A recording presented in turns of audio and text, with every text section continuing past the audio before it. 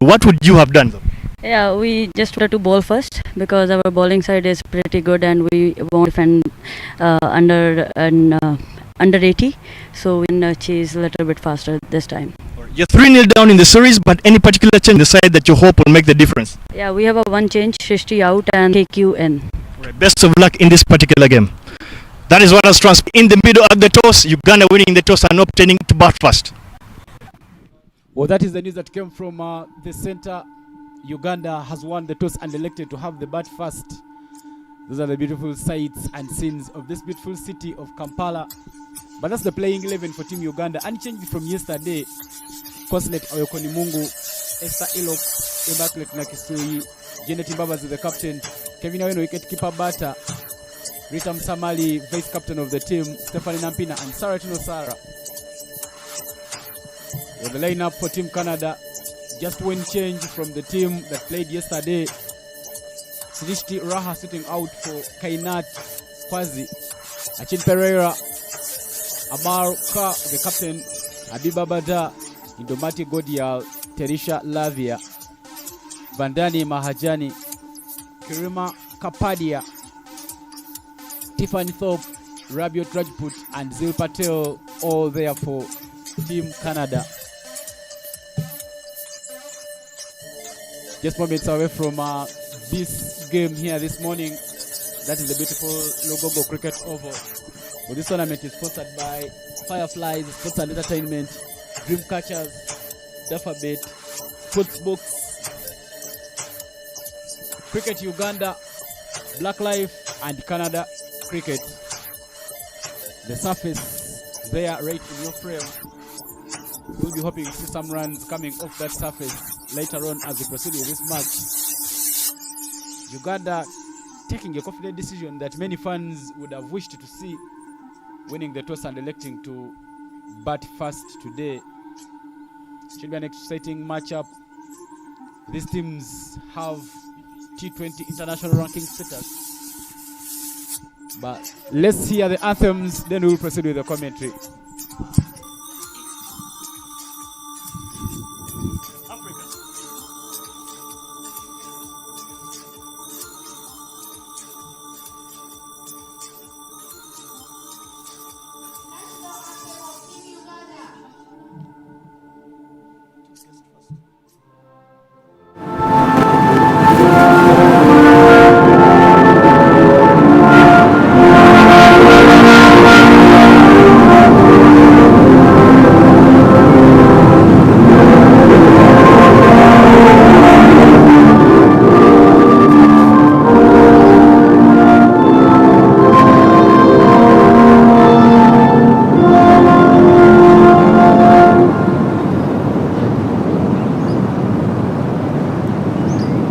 National anthem of Team Canada.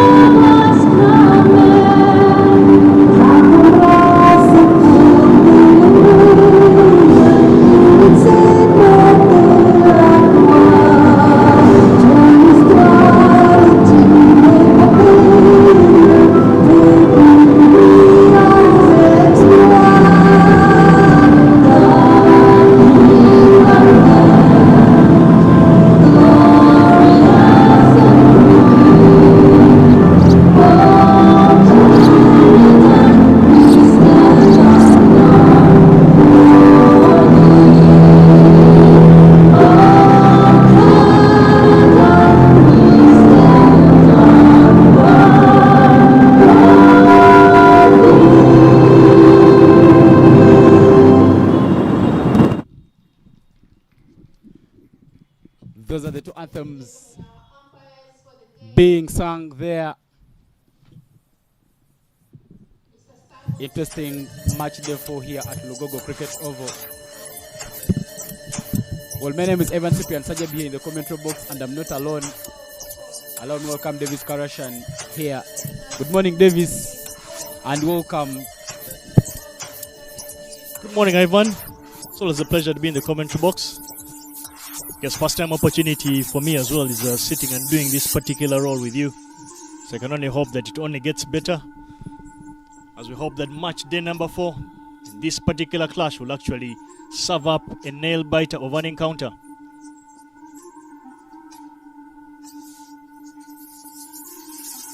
So some final preparations there from the umpires. Preparing to be getting a little bit of guidance from the match referee, Mr. John Truss Mayeku. But that's just simply testament to just how well these kind of events can actually do for a country that hosts. They build capacity. And we did mention perhaps earlier on in the tournament that Okoth Martin, one of the umpires in your frame there, actually managed to make his international umpiring debut in the tournament. So that these kind of events do not only offer opportunities to players, perhaps, and coaches, but also have a bigger holistic effect on everything else in the hosting nation. So for us here in the commentary box, we're going to continue hoping and thanking the organizers and those that have put this tournament together, and hope and wish umpire Martin Okoth the best of luck in the rest of his umpiring career. Yeah, 2 men from Mukono will be taking on the officiation. Okoth Mike alongside Simon Chintu, one a former student at Jinja Secondary School and another one a Marian, Simon Chintu. But Canada ready to take on the task ahead. They know even though they cannot win the series, at least they have a chance of picking some ranking points if they do pick up a victory here today. What a beautiful matchup. Davidson, I was here with Naomi about 2 days ago. She was telling me how the blend of these two uniforms, the Canadian jersey and the Ugandan jersey, how they do bring out the Ugandan colors, the colors on the national flag, the black, yellow, red. Interesting point there, and to all the viewers out there that might be wondering what you're talking about. The national colors for Uganda are obviously yellow, black, and red. Clearly, you can't see that it is the national colors of Canada. That maple leaf donned in between black and red. So it is good to see that the two nations that are tussling it out in this encounter have that similarity in national colors. And it's good to see that the tournament has been played in a very good spirit between both teams. A lot of camaraderie between the two sides. You just get a feeling that this particular series has been a lot more than just cricket, but also building long-lasting friendships amongst the players and everyone involved. Yeah, the opening pair for Team Uganda, the captain herself, Janet Mbabazi, opening the batting alongside Esther Ilok. Esther Ilok has been struggling in this tournament. Yesterday she was dismissed for a duck off the very first delivery that she faced one of the informed players this year so far for Team Uganda, the Victoria Pearls. But this tournament, she hasn't clicked. She hasn't even crossed 5 runs. She's trying to find her groove. But looking at Janet Mbabazi, Janet Mbabazi comes into this game with 59 runs, the highest score of 37. The umpire is just making sure that they get us set to roll. But what an interesting tournament, Davis. Canada coming to Uganda for the very first time, taking on the Victoria Pearls in their Africa tour. After here, they'll be flying down to Dar es Salaam in Tanzania, where they'll be taking on Tanzania women in yet another exciting tournament. Well, not the very first time for Canada to land at Entebbe Airport for a cricket assignment. They were here, I think, in 2017. That was, I think, the Division 3 World Challenge League. If I'm not mistaken, in a tournament, a very, very difficult tournament, one that many Ugandans would have loved to forget. Extra bit of reminders, obviously, by the two coaches of these two sides, Rizwan Chima, alongside Deus Muhumuza of the Victoria Pearls. You get a feeling that that particular match in 2017 on this over was decided between those two men. I'll not dwell too much into how that went, but I'll focus on the two ladies there in that very bright lime yellow, you will say. When you look at, for me, Esther Ilukol's dismissals, I do not think they are dismissals that I would be very concerned about. I think on match day number 1, she tried to play a little up, which in my opinion was a good shot. The shot was on. I think it was just a case of not executing it. Others, I think, in terms of her technique and her ability to actually get some big runs for the Victoria Pearls, I do not think that is a massive challenge for her. I don't see too many technical flaws for her. So I don't think she should be too worried about that as they prepare to go to Thailand for that very important event. In contrast, the captain there in your frame, Janet Mbabazi, has taken a liking to enjoying this opening slot and made it her very own, leading from the front. Vandana Mahajani has the ball for Team Canada, and first ball of the Uganda's innings into the block hole there. Solid defensive shot there from Janet Mbabazi. Should be happy that is coming from the middle of the bat. But Mahajani comes into this game with 4 wickets for Team Canada, of which 2 of those were in yesterday's game.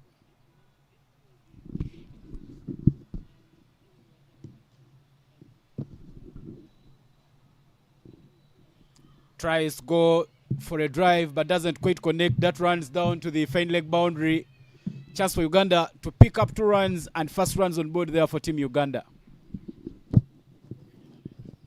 A bit of an edge coming in from Janet Mbabazi. She goes to drive but doesn't quite cover the line of the ball.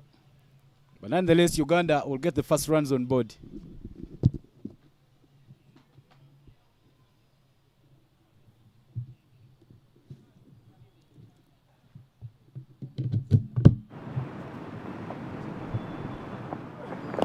Another half track there.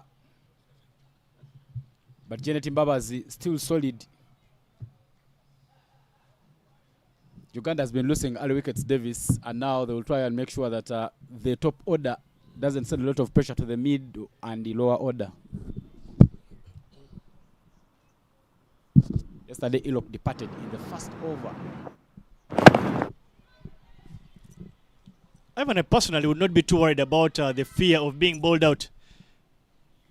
Teams getting bowled out in T20 cricket is one of those very rare occasions. So for me, I think that should not be a big area of concern for them.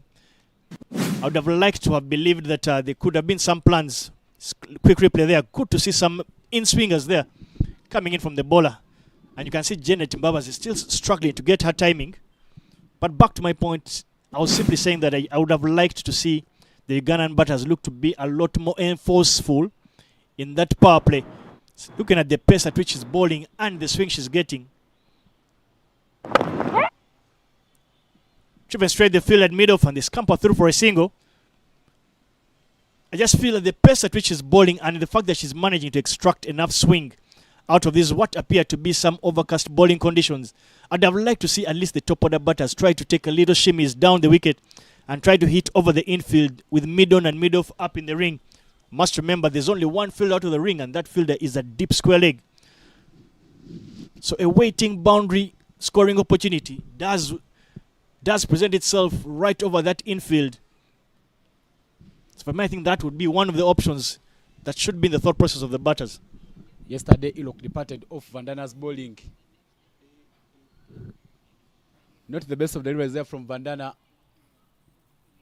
And the fielder down at fine leg, not doing good work. Just waiting for the confirmation from the umpire. The umpire just going through the right processes. Confirms that those are 5 wides going onto the board for Team Uganda. A bit costly early for Team Canada. Yesterday they gave away 5 extras. But now 5 extras coming in the first over. That's the replay there. Just feel that that might have stuck in her hand. Bowled an uncharacteristic short ball down the leg side. But you get a feeling for that fielder in your frame. Shot number 9. If you're going to field that fine leg early on in the tournament or in the match, you never would have expected to be that busy, but she has been kept very, very busy in the first over. But with that dot ball brings an end to the first. Uganda 8 for no loss.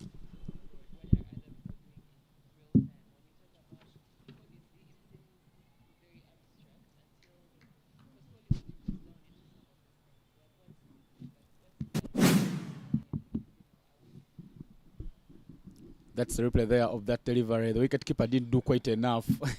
She could have held onto that one, but it runs to the boundary. And I believe the fielder down, really, that ball in her reach, but the effort going in vain as she collides with the boundary rope.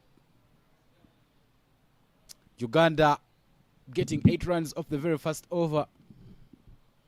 Clearly a very good start for them.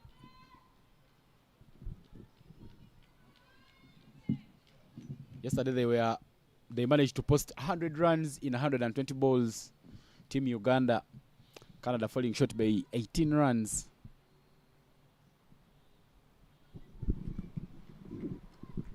Rajput opening the bowling from the Ginger Road end after having a very busy first over in the field.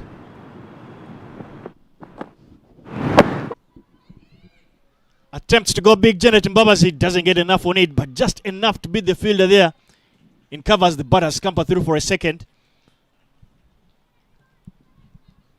But Canada have opted to deploy a wide dish extra cover fielder. That fielder is a couple of yards in front of square. Maybe testament to the fact that the Canadians feel that Janet Mbabazi is one that is very strong outside that off stump, and yet again she took her chance at swiping at that one. Edged and gone. Janet Mbabazi plays one swinging away from her. That flies to the hands of Habiba Badar, the wicketkeeper for Team Canada. And Uganda loses the first wicket. Janet Mbabazi is trying to be aggressive early in the innings. And it will be Rabjot Rajput who picks up that first wicket there for Team Canada. Another wide delivery there. And as they do so, that old cricketing adage that the most times the shot that you get the most runs from many times leads to your downfall. And this time, Janet Mbabazi throwing not just the kitchen sink, but the entire house at that one, but could only get a faint feather straight to the waiting wicketkeeper. Canada strike.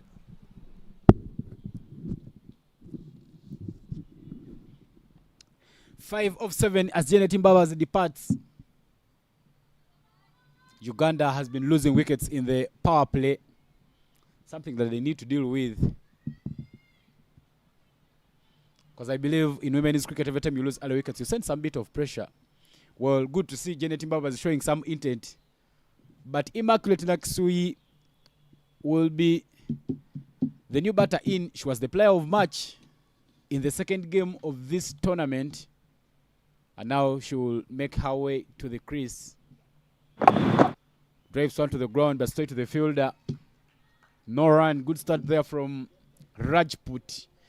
Yesterday, Rajput bowled 2 overs, conceded 8 runs, and had an economy of 4.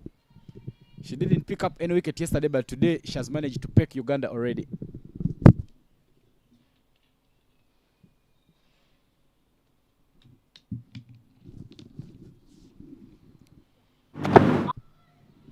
She has that ball which is swinging away from the batters, and every time you try following it with the bat, you can easily nick it to the wicket keeper. Just get a feeling she doesn't have a lot of pace, but she just seems to want to bowl that ball on around that 4th, 5th stump line, and perhaps beat the batters with her accuracy. But Evan, I'll tell you a thing or two about that son named Rajput right after this particular delivery.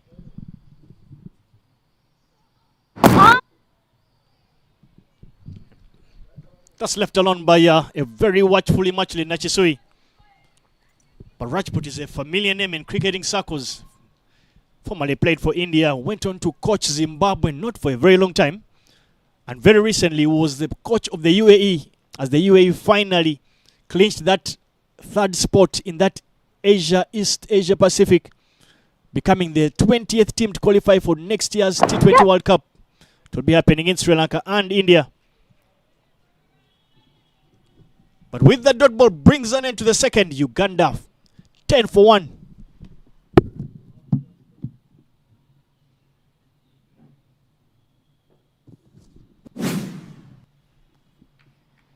That is the dismissal of Janet Mbabazi. The ball was cleared away from her. She didn't even get close to it, throwing what she had at it. But in the end, it was Habiba Badar who took that catch to see Janet Mbabazi off. What a fruitful over for Team Canada. 2 runs coming off that over, but most importantly, a wicket falling. Yeah, disappointment there from Esther Ilok as she saw her partner departing. Vandana returns. Some bit of advantage there from Esther Ilok. Didn't quite close that one very well. And in the end, she manages to get off the mark.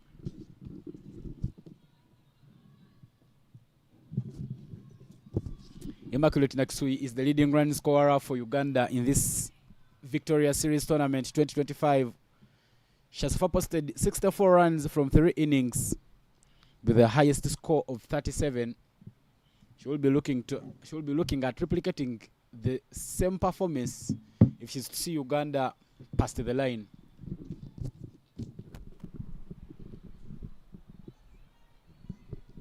Well, Ivan, I kind of slightly threw a bit of a carrot, dangled a carrot at Janet at the toss,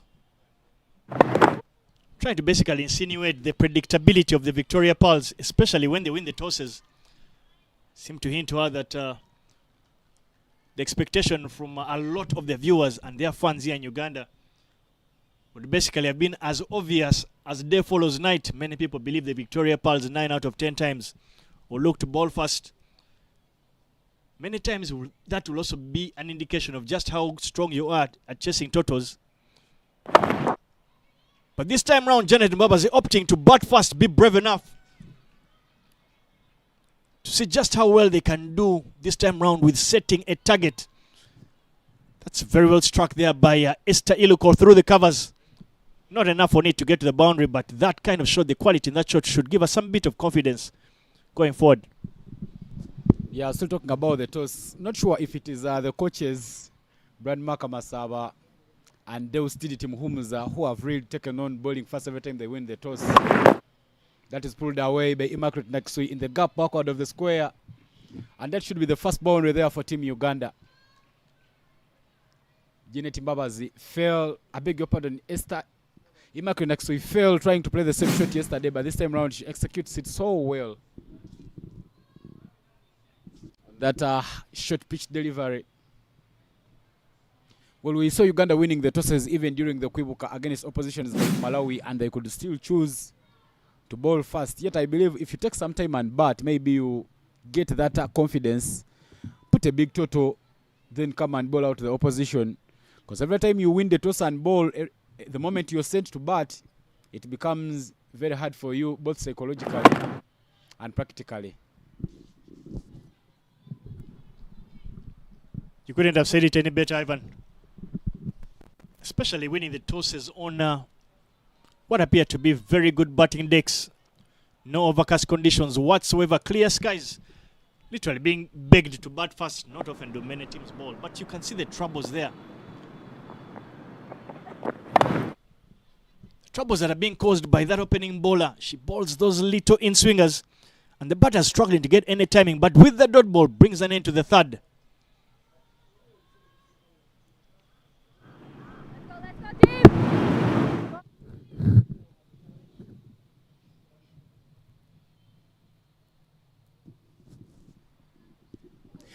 A fruitful over for Uganda early in the game. 7 runs coming off that over at 17 for 1 after 3 overs is where Uganda stands at the moment.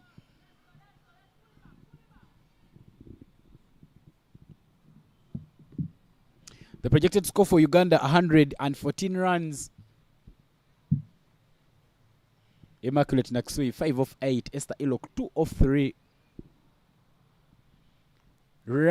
Rajput, who gave away just 2 runs in her first over, will now return to bowl for Team Canada.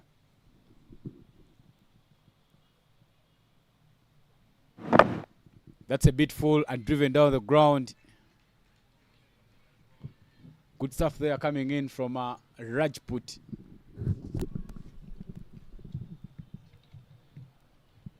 Well, there's a slight change in the field here. With the short third man being sent down to the boundary and fine leg being brought up. I think good tactics there from the captain, recognizing that her bowler is bowling the ball way outside of stump.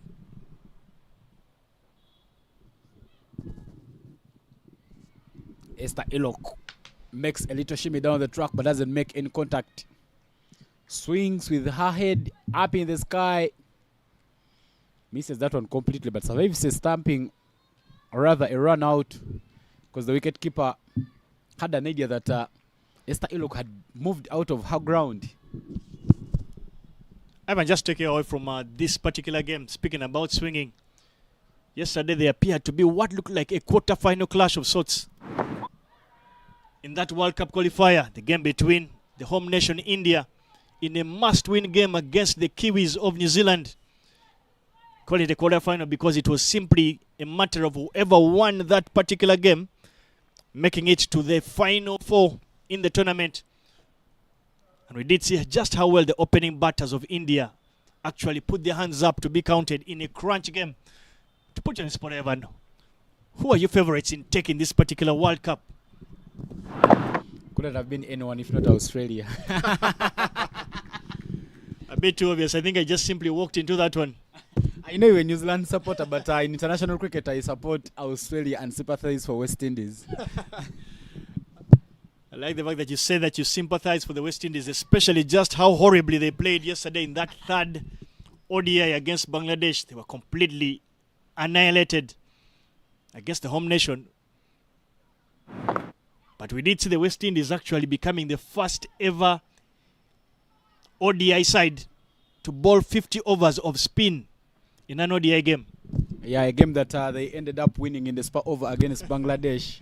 But I think the issue for West Indies is the way they bat in long format games. You see they are batting in Test cricket and ODI. Doesn't really come to the party. They are more of a T20 side. You could bet on West Indies any day in T20, but in the long formats of the game, really, you cannot stand behind West Indies. Very full there, but just play down to covers. What an over there from Rajput. 4 dot balls in the over. I beg your pardon, 5 dot balls in the over and just 1 run coming off that over. And 18 for 1 is the score after 4 overs. I think you could feel that somehow Rabjot is being undone by her bowling partner, Vandana, who is leaking so many runs at the other side. 18 runs off 4, but Rabjot has only given away 3 of those. What a bowling display there from Rajput. Well, as the bowling changes continue to be rung in here by Amapal Kaur, the captain of Canada, the sun is continuing to burst through those clouds. Sunny conditions it is here. It is a Friday. The Victoria Pearls will be hoping to get a lot more fans, especially at this back end of the week. So if you are anywhere around Kampala, around the CBD, can easily take a couple of hours off, the Lugogo Kerovo will be the highest or the best place to run to come and watch the Victoria Pearls in action. The new bowler for Canada is Indomati. She pulls those little leg spinners, running her fingers across the ball to try and get the ball beating the outside edges of the right-hand batters. That's the way to go. Good shot there from Esther Ilok. Manages to play that one down the ground for a boundary. Second boundary in the innings. And that will bring back Esther Iloku's confidence. Very loose there from Indomati. She's been bowling leg, but she bowls a loose one on the offside, and Esther Ilok deals with it. To be honest with you, Ivan, I actually think it was more credit to Esther Ilok because that ball was pitched, on the next set of stumps, way outside of stump. And when you look at the field set, you see that there is a long off fielder and a short mid-on fielder. So it would mean that if Esther was to hit exactly where that ball was, if she hit it in that direction, it would have gone to long off. But Esther being smart enough to try and manipulate the field and hit the ball right over the bowler's head to actually get the boundary. So for me, it is more credit to the batter executing than a fault on the bowler.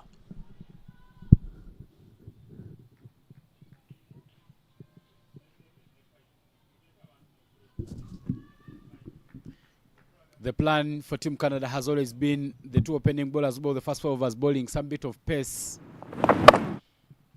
Even yesterday they introduced to spin in the 5th over, bowled the 6th over of spin because they clearly read the game and saw that Uganda loves pace on. Every time you bring in these spinners, they try to slow down things. But good comeback there from Indomati. So that is played late by Esther Ilok, and it runs down towards the third man boundary. Good running between the wickets, and Uganda managed to pick up another double. With the double, brings an end to that particular over to the fifth. And Uganda they're cruising at 24 for 1.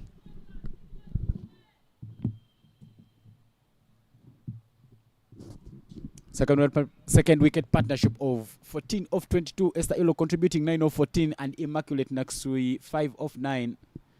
Well, this is match day number 4 of the Victoria series happening here at Lugogo Cricket Oval. Uganda won the 3 opening matches of this series.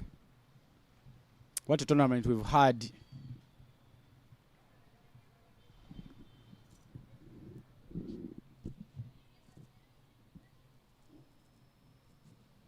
Last over to complete the power play of this game. Long off and extra cover are both down because the bowler will be looking at bowling on the offside. But she starts with one on the leg side. Unfortunately, that's missed by Immaculate Naksui, but the intent very clear.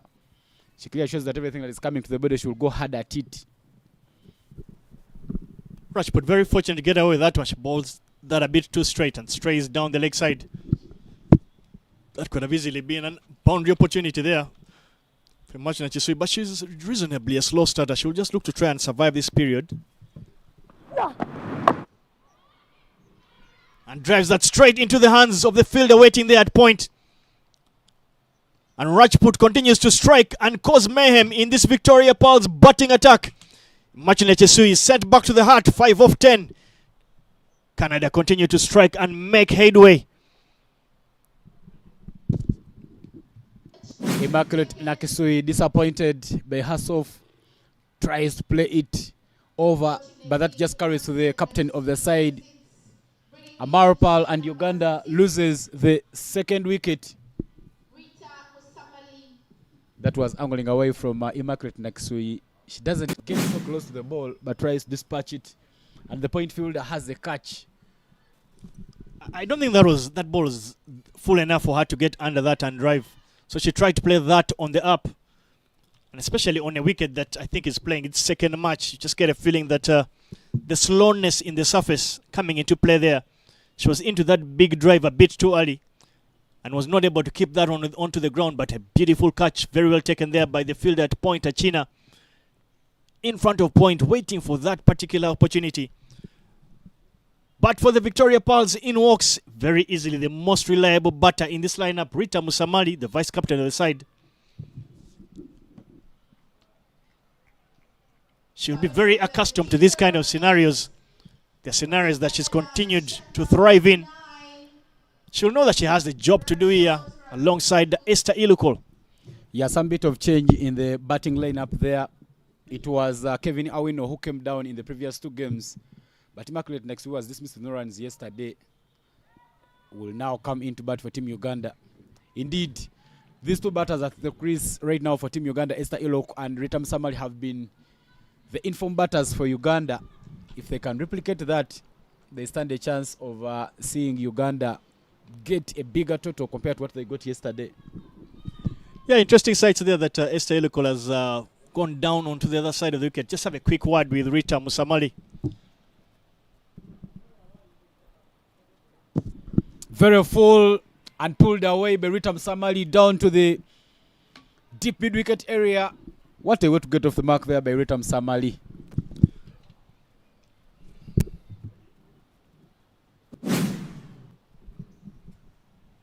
Looking at that replay there, it is the 24th of October, but Christmas Day has come early for Rita Musamali. She gets a juicy full toss, which she manages to hit to that vacant mid-wicket region to get her run scoring underway.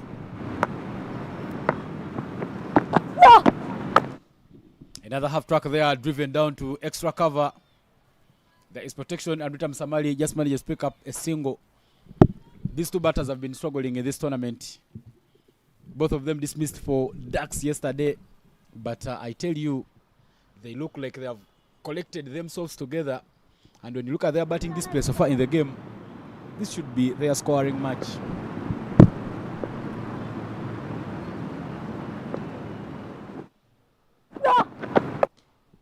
Short and wide delivery this time gets the much needed treatment. Work to do for the fielder running in at extra cover at actually third man, who does an exceptional job of keeping that in.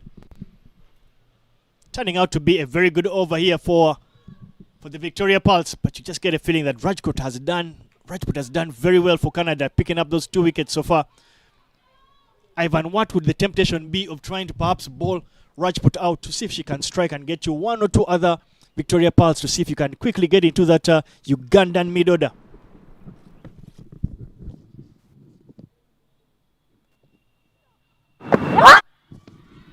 Another one edged and taken by the wicket keeper. Just before I make my comment, Davis, Rajput strikes again, and Esther Iloku will be the batter to depart for Team Uganda after scoring 11 of 16. Looked like an expensive over there from Rajput, but she redeems herself by getting rid of Esther Iloku. Very well ball yet again. Look at that. Esther Iloku, her feet are stuck in the mud there. Didn't even get close to that delivery. Just looks to leave a hanging bat, and nothing short there from Esther Iloku. Guilty of that, and that manages to kiss that outside edge of that bat. Esther Iloku sent back for 11 off just 16 deliveries. But Canada are on the attack. They know that they will be the happy of the two sides with the result of what has transpired in that power play. Uganda 32 for the loss of 3 wickets after 6. I tell you, Davis, from the technical aspect, you could get is that the batters of Uganda have struggled playing those balls that are swinging away from them. Something for Deus and Masaba to address quickly. We saw Uganda struggling on such deliveries during the global qualifiers in Dubai last year. The outswingers always cause a lot of havoc into Uganda's batting lineup. Well, 3 wickets it is for Canada, and all of them have fallen to hanging bats.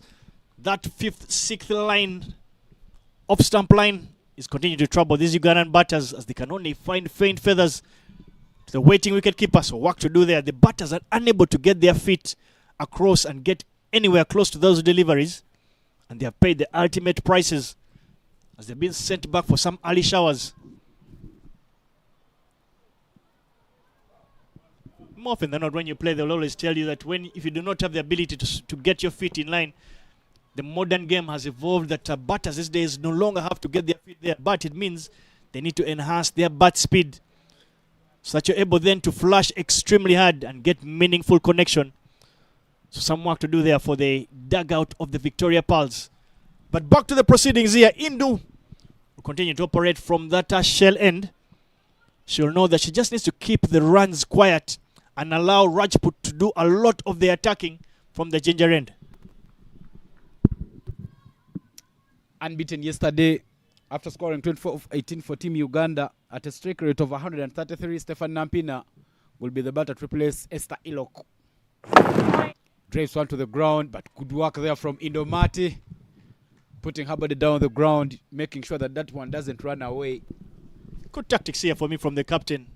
Amapal Kaur recognizes that Stephanie has just walked onto the wicket and brings in an extra fielder. That fielder that was at long off has come into mid-off to try and cut off a possibility of any easy single there. Still having protection at deep mid-wicket and long on. But yeah, that is some good game reading because Stefan Nampina scoring shots are always on the onside. And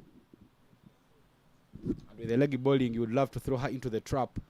A bit of a half tracker, tries to cut it, but straight to the gully area, and no run taken there by Uganda. This is turning out to be an exciting over, Davis. Just 1 run off the first over, and 3 dot balls have already been squeezed in. Make that 4 dot balls in a row for Canada. And in those 4 dot balls from the last over, the over ball, they managed to get a wicket, attempt to drop and run, but it's 5 dot balls in a row so far. 4 in this over.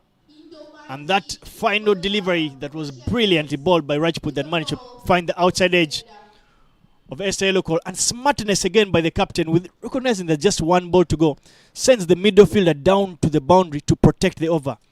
Very impressed there by Impressive over here. It's turned out to be a maiden from Indumati. Or she considered just one run there, but Indumati continues to try and tie up the runs on her end. Uganda, you feel that must find a way of getting themselves out of this early trouble. 33 for 3 after 7 overs is now the score here at Lugogo Cricket Oval. Well, this is match day number 4 of the Victoria Series. The tournament sponsored by Sportsbox, Dreamcatchers, Fireflies, Sports Entertainment, Black Life, Dufferbet, Cricket Uganda, and Canada Cricket, making sure that the girls come to play. A tournament very, very good in terms of strategic relationships between these two countries. Canada looking for ranking points, whereas Uganda using this as a practice series as they get ready to go to Thailand later on for the emerging series next month. But Rajput will come to bowl her final over. Starts it off with a dot ball. She's been flawless, bowling 3 overs, conceding 11 runs and picking up 3 scalps. If she can pick up a wicket in this over, that will be a bonus for her and her side. A bit full and driven with a lot of power there by Ritam Samali down the ground, but good work by Rajput, putting her hands, making sure that she stops that one. Well, Ivan, clearly the captain, Amapul Kaur, answering that particular question that I did ask you, the question of whether you would have brought Rajput back to complete her quota, and she does exactly that. So for me, that's kudos to the captain of Canada, Amarpul Kaur. Shows a lot of cricket smarts, and if she does strike with this one, that is in the air. Catch is unable to be completed by the fielder at short fine leg.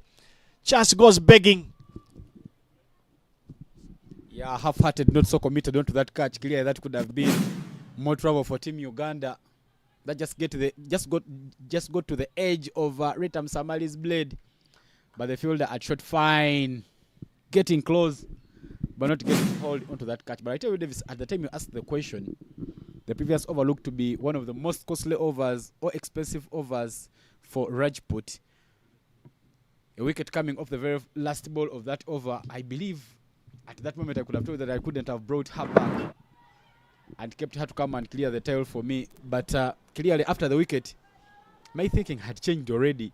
Because if you get rid of Stephanie Nampina or Ritam Samali, you'll know that Proskovia Alako will come, and after Proskovia, you're going to not have a lot of batting down. Yeah, I think many times that's always the contention. Do you then use the opportunity of your strike bowler to try and strike and make headway or inroads into a batting order, especially if you know it is frail a lot later on, or you'd rather hold back that kind of bowler that is striking for you? And for me, I think it is the right move that has been made here by the Canadians. They clearly are on the attack.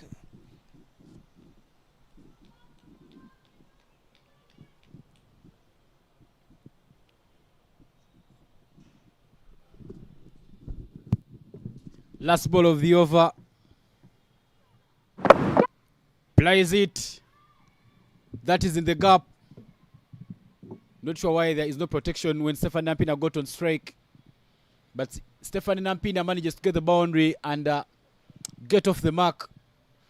Well, Rajput's 4 over spell comes to an end. She's picked up 3 wickets and conceded 16 runs. Very brave shot there from Stephanie Nampina. Goes right across the line. But fortunately for her, she's able to get meaningful connection. Gets that boundary. But that brings an end to that particular over. And bringing an end to the quarter and the spell from Rajput, which has been magnificent.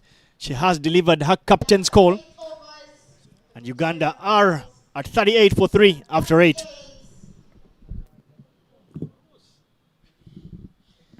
Yes, 16 for 3 from half over spell. Rajput clearly a player of match candidate in this game. We saw Kevin Amoge picking that award. The first player of match award in this tournament. She conceded 17 and picked up 3 wickets in half overs in the very first game of this tournament. And she managed to move away with that award. 38 for 3, Team Uganda. Not a very good position to be in. You would clearly see that Canada has done a lot of good work. Projected score now being brought down to 96 as the current run rate is 4.8. A bowling change there for Team Canada. Terisha Lavia comes into the attack for the side from the side of the shell. Surprising change of bowling. As Indumeti takes a bit of a break, and Lavia will be bowling from that shell end. Rita Musamali already taking a liking to her. She doesn't seem troubled at all with this slow bowling from Lavia. Just get a feeling this might be an opportunity for the Victoria Pearls to look to try and build a partnership here.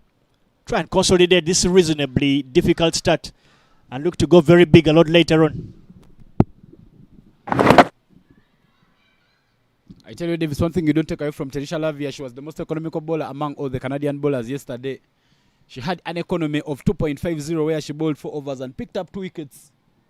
Those 4 overs went for 10 runs. And I think the plan is bowling Terisha Lavia the other side and bringing Indomati to bowl her remaining her remaining overs from the side of the Ginger Road. Clearly, these are pick bowlers. And these slow bowlers will try to slow down things and try and make sure that they push quickly so that Uganda doesn't really organize themselves. Yet again, another example of some good cricketing smarts here by the Canadian captain. She brings the longer fielder in the ring and sends a deep square leg fielder, especially for Stephanie Nampina, considering just how strong she is on the onside. Good cricketing awareness there from the captain. But Uganda continue to operate and dealing in singles. They recognize the importance of this particular middle phase of the game.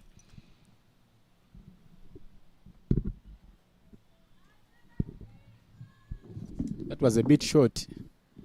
Looked like a ball to hit anywhere. Rita Musamali still playing safe.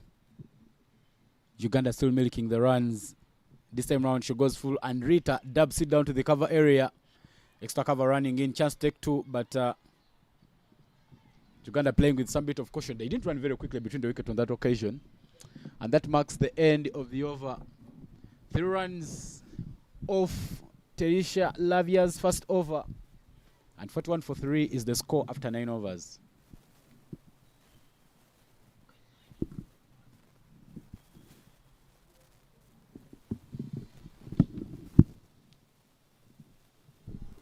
We continue to thank the sponsors, those that have managed to put this tournament together.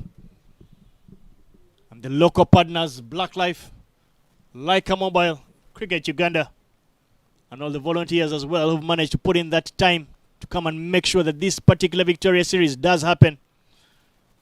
But it is the women out there on the field, those from that black and red from Canada who have flown all the way to come and play and grace this particular event. They'll be playing alongside or against the more fancied Victoria Pearls. But there is a bowling change, and it is not the bowling change Ivan Sajabi had predicted. Tiffany will be operating from the Ginger Road end. The medium pacers starts off with a bit of a short delivery. Fortunate for her, she does not pay that ultimate price, and Rita Musamali simply attempts to drop and run. Tiffany Thorpe has roots from the Caribbean. One thing David Stephen Thorpe in this tournament, in this whole tournament, has bowled just 1 over. And that over was bowled in the second match of this series. That over went for 10 runs. And yesterday, Tiffany Thorpe didn't come anywhere close to the ball.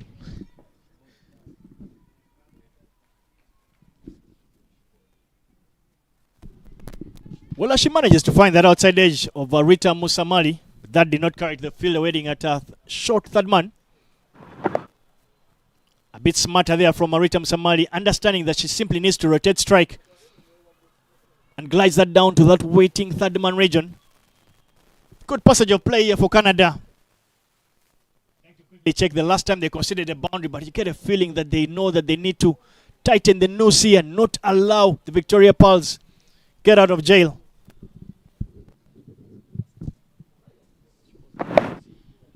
Bit of a short pitch delivery there, but Stefan Nampina clearly not dealing with it. You could believe that Tiffan Thorpe has gone away with some bad balls in this over. Uganda still playing with caution, but 3 dot balls in that over is far for Tiffan Thorpe, as she's still picking herself up. Another short pitch delivery missed by Stefan Nampina. That is sailing to the boundary, but a slow outfield down at fine leg. Uganda quickly picking up a double to complement. I beg your pardon. Quickly picking up 3 runs to complement that wide.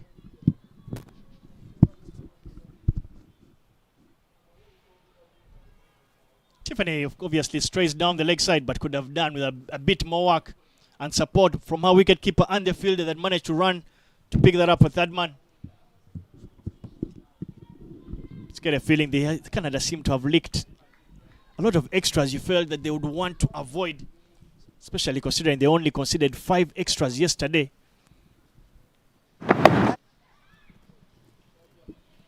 Played over the point area by Ritam Samali. Biri to mean 2 is the call from the dugout. Not a good sign. The dugout shouldn't be making calls for you when you are at the crease. But some good running between Ritam Samali and Stefan Nampina to pick up those 2 runs. A very clear indication of what pressure can do to you. Some like to say if something is put just under enough pressure, it can turn that particular material into diamond. Pressure brings out the very best out of very active cricketers and sports personalities. But Ritam Samali continues to pepper that extra coverage on what to do for the fielder. Gets round it, can only keep it at just 2 runs. Turned out to be a very good over, productive over for Uganda. And at the halfway stage of this inning of Uganda get to that 50-run mark with the loss of 3 wickets.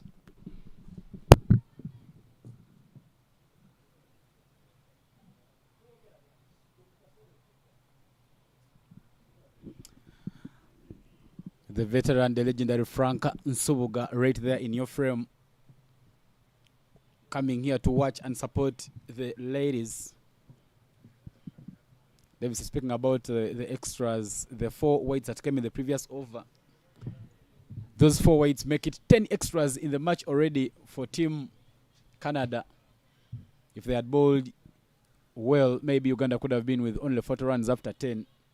But Canada giving some bit of generosity. Some of the players in the emerging team, Brana Saba in your frame, Senyondo Henry, who have come to watch the game, as Terisha Lavia gave away 3 runs in her first over, returns to bowl from the side of the shell.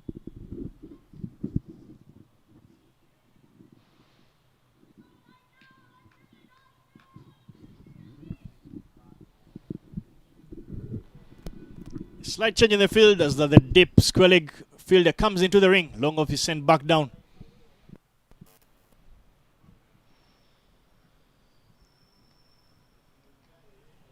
Just looking at the intent there on display from Stefan Nampina, she just gives the impression that she has a little bit of an itch of trying to get going.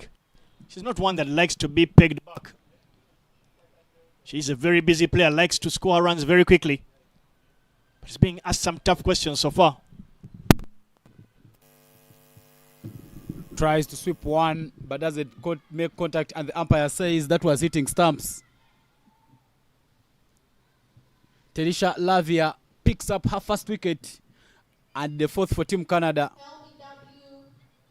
Stefan Nampina departs after being trapped LBW.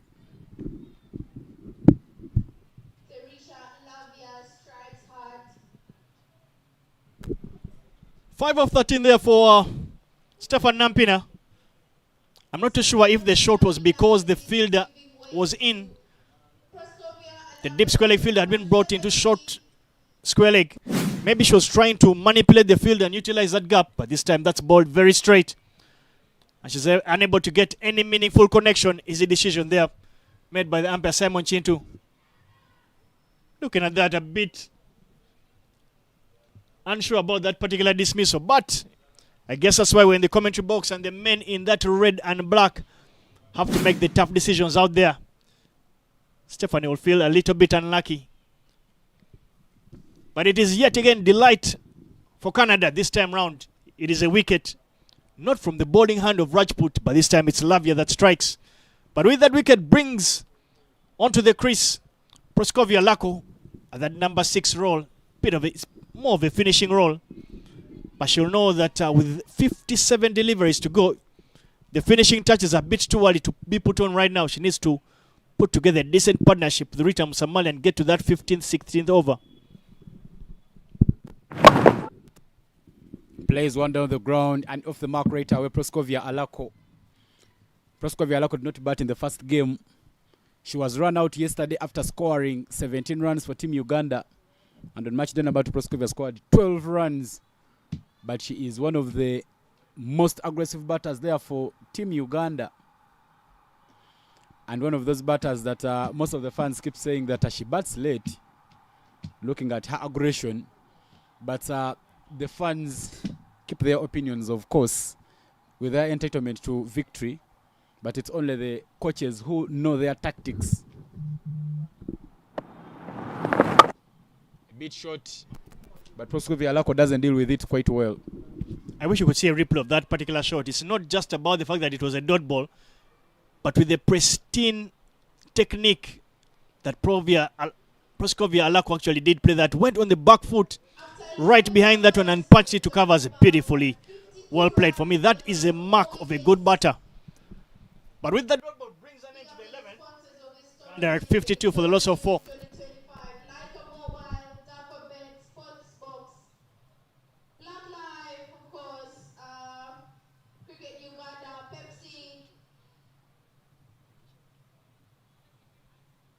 Thank you very much for supporting the ladies.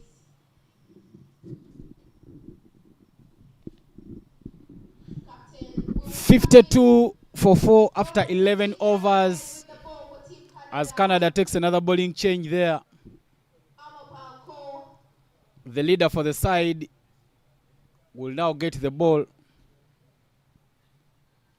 She was wicketless yesterday. She bowled 4 overs that went for 31 runs, a bit expensive at an economy of 7.75. And she will be looking at bowling quite well to make sure that she doesn't give so many runs away today. I think for me in this particular tournament, she has really appeared to be like a leader of this side. She bowls those very difficult overs. Considering she's come to bowl at the 12th over, unfortunately for her, that she starts off a spell with the boundary. Bit of miscommunication down there by the fielders at a deep square leg and mid-wicket. Both of them seemed to assume that the other was going to stop that, and unfortunately neither did, allowing Rita Musamali to pick up yet another boundary. She's taking a liking to that strong area of hers, that mid-wicket area. But as I was saying, for me, Amapal Kaur continues to bowl those very difficult overs. If she's starting to bowl her at the 12th over, it means that if she's to finish her quarter, she's going to go up to the real tail end of the inning. Not many players like to bowl when the slog is on, but for me that is a mark of a leader of a side. I think one of the things she should be looking to try and change is try and make sure that she doesn't bowl the balls very quick, bowl some bit of floater, start if they are hitting you, they use the power. And on these Ugandan surfaces, every time you don't bowl so quick, you get that bit of turn. But Ugandans who love pace on will score quite freely if she continues bowling quick the way she's doing. But really bowling with some courage. Nearly carries to the fielder, but no. Chance to take 2 runs as the long outfielder was standing very, very straight to the screen. Uganda manages to pick up that double.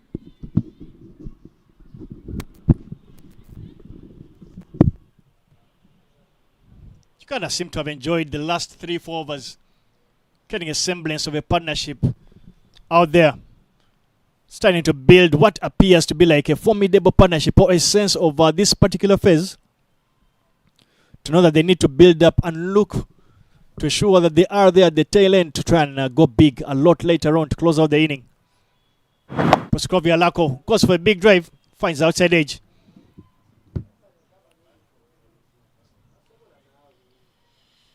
As we continue to see the sunrise pierce through the clouds, sunny conditions is here at the Lugogo Kerovo on match day number 4. Very well played yet again from Proskovia Alako. The way she rocks back on that back foot,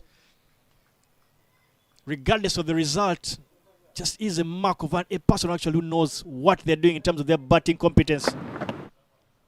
Bit of turn and bounce there. Comes back right into those stumps. But with the dot ball, brings an end to the 12th. Uganda 59 for the loss of 4.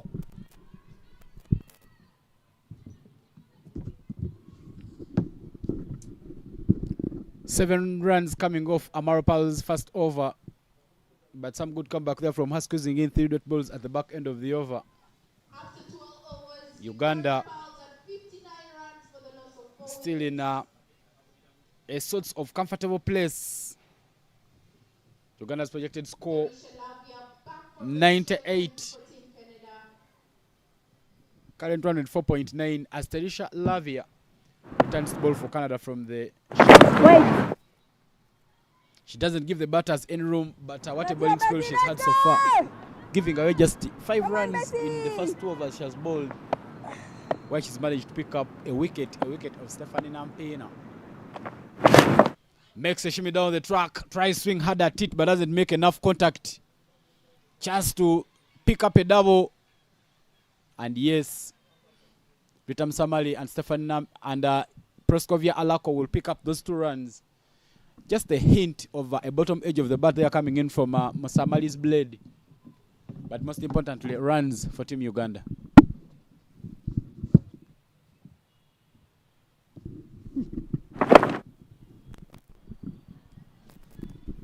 Rita Musamali continues perhaps to play or to execute that. I can't even call it an enforcer role. It's more of a rotator. One that is basically an accumulator role in the T20 game. A person who bats on one end, continuing to rotate strike and allow support to the other batters to be able to go big. It's a role that has looked to get phased out in men's T20s, but it's one that has stayed in T20s for women. That accumulator role allows for the other batters around them to go big, and it's a role that is very well executed by Rita Musamali. In comparison to the cricket cranes, it is a role that Deus Mumza, the coach of the Victoria Pearls, used to play very, very well. Manages to glass that down to a vacant fine leg region. Work to do by the fielder there, Rajput. Musamali manages to get home with so much ease. Rita Musamali continues to score at just under that 100-run strike rate. She's 22 of 23 deliveries. She's made this kind of accumulator role her very own. Can only be hoping that the dugout or the coaches of the Victoria Pearls can start thinking of trying to get perhaps the next 1 or 2 batters to try and replicate this kind of role in a couple of years' time, to find a quick replacement, a like-for-like replacement for when Rita Musamali eventually perhaps looks to call time on her career.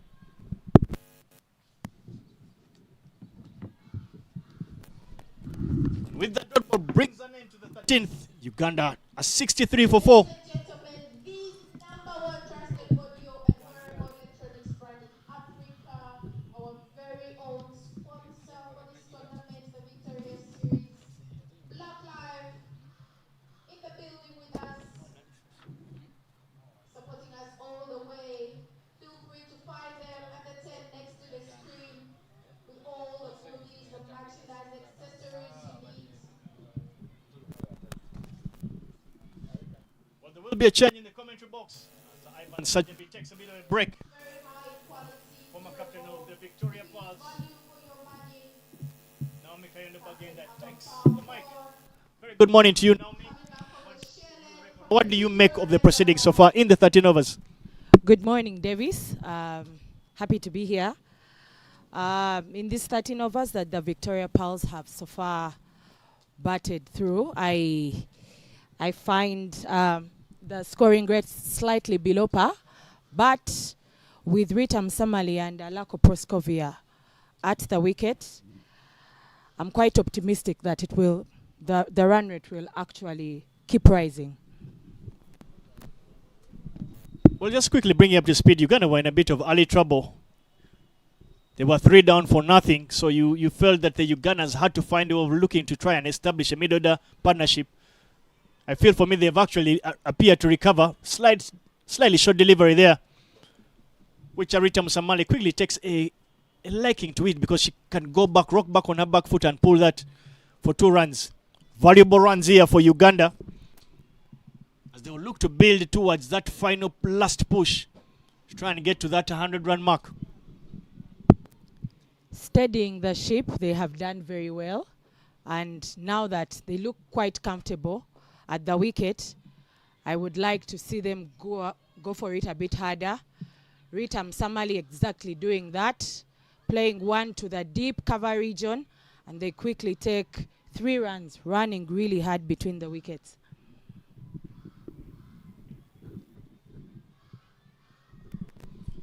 Just feel sorry for the captain there, Amanpol Kaur. She continues to keep changing the field. She's indecisive on whether she needs to have the deep square leg fielder or the extra cover. Very well driven down the ground by Proskovia Lako. Work to do for Latvia, who actually manages to cover that, get that up on the second time of asking. Turning out to be a good over here for the Victoria Pulse.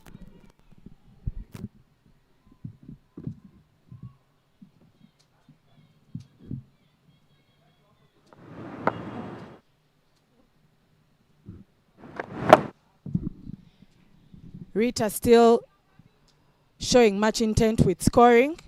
Plays one down to head to the mid-wicket region, but there's a good stop to it.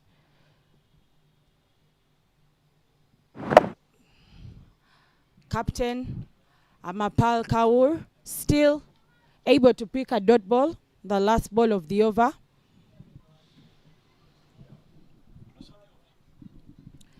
And at the end of the 14th over, the Victoria Pals are at 70 for the loss of 4 wickets. Visit them at the 10 near the screen. Purchase any of the goodies ranging from earbuds, Bluetooth speakers, cables and chargers, power banks, headphones, smartwatches.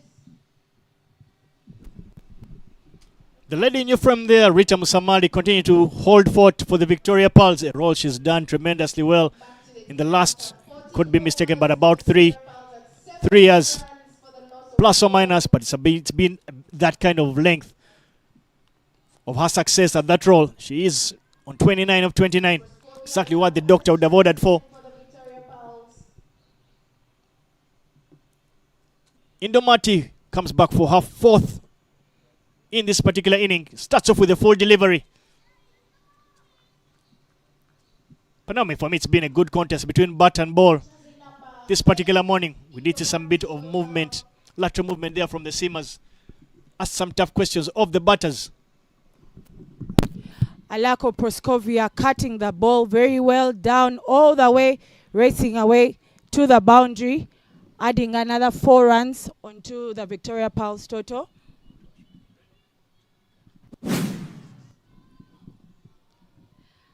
In your frame there, moving back a bit, getting a bit of width, throwing her arms very well towards the ball and cutting it all the way to the boundary.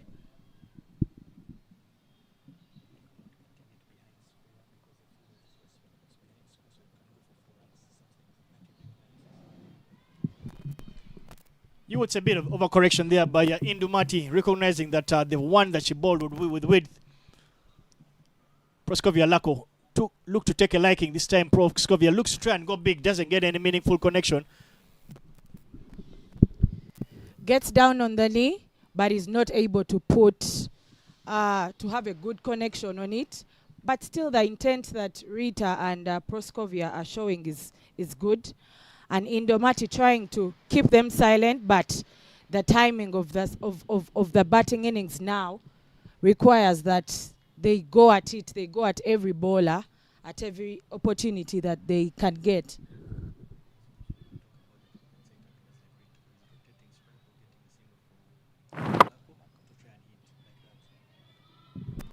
Very well played there by Rita Musamali. Manages to dab that towards that wide-ish short third man region and allowing them to scamper through for 2 runs. Productive over there it's been for the Victoria Pulse as they get themselves to 77 for a loss of 4 wickets with 30 deliveries to end this inning.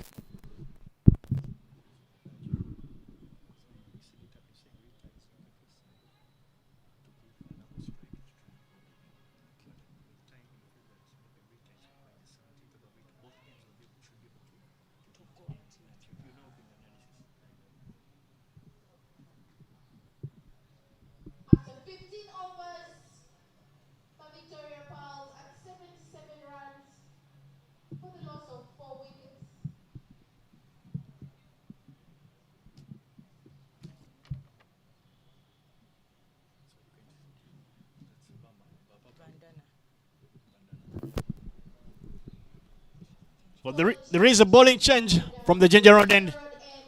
Jersey number 10. And Namapal Carr takes a bit of a break and calls her premier opening bowler. Change of ends for her. She did start off proceedings from the shell end. But this time round, is opting to bowl from the Ginger Road end.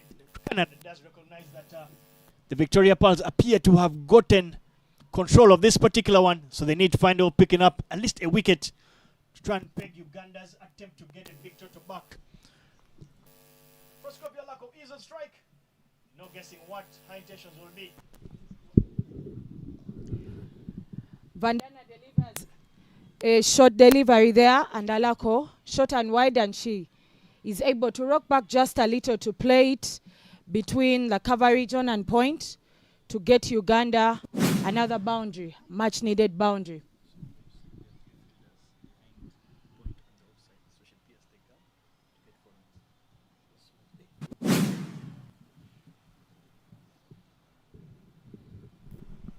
Great start to the over here for the Victoria Pearls. Vandana gives it a bit of flight, and Alako is still able to play it to the vacant cover region, and the pair able to take just one run.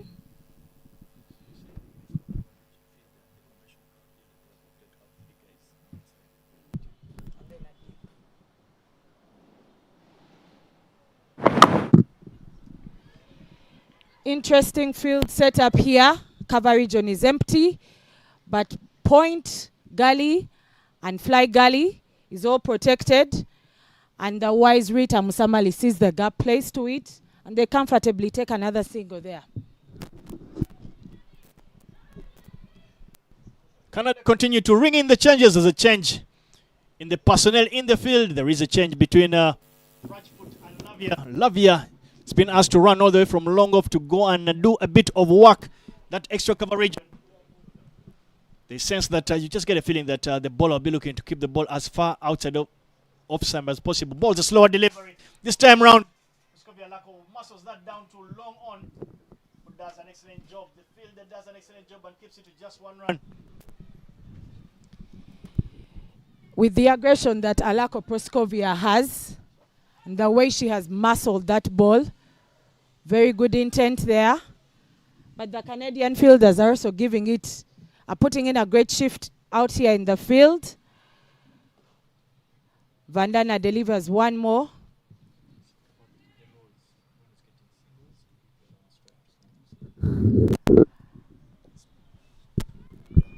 Only for that to remain as a dot.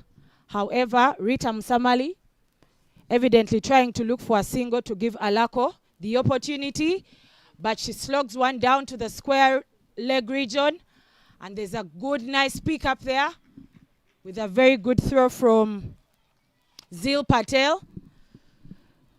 Rita and Alako able to take two, and at the end of the 16th over, replay there.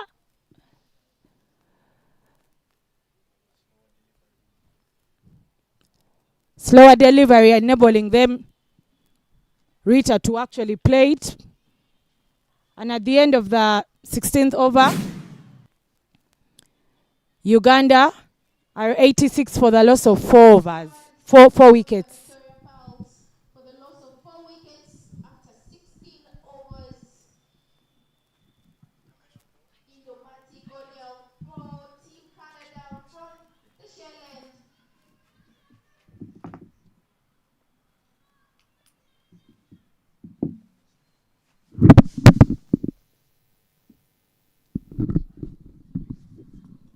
Indomati will continue to operate from that shell end. Starts off with a dot ball. I think 23 deliveries left in this Victoria Pearls inning. With just 14 runs to get to that 100-run mark, they'll be looking to at least break that particular mark. Alako Proskovia keeping her shape, looking very confident.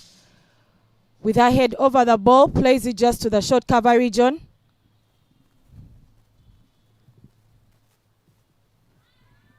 And then she attempts to play another not easy to describe shot, feet not moving, by throwing a bit of hands to it, Davis. I nearly asked you to just quickly give me a quick description of what that shot was. I think she just found herself caught in no man's land. But it's 3 dot balls in a row. Make that 4. This time, at least her back foot did move, slightly behind, but was still not able to get any wood onto it. I think what Indomat is doing is to try and run the over.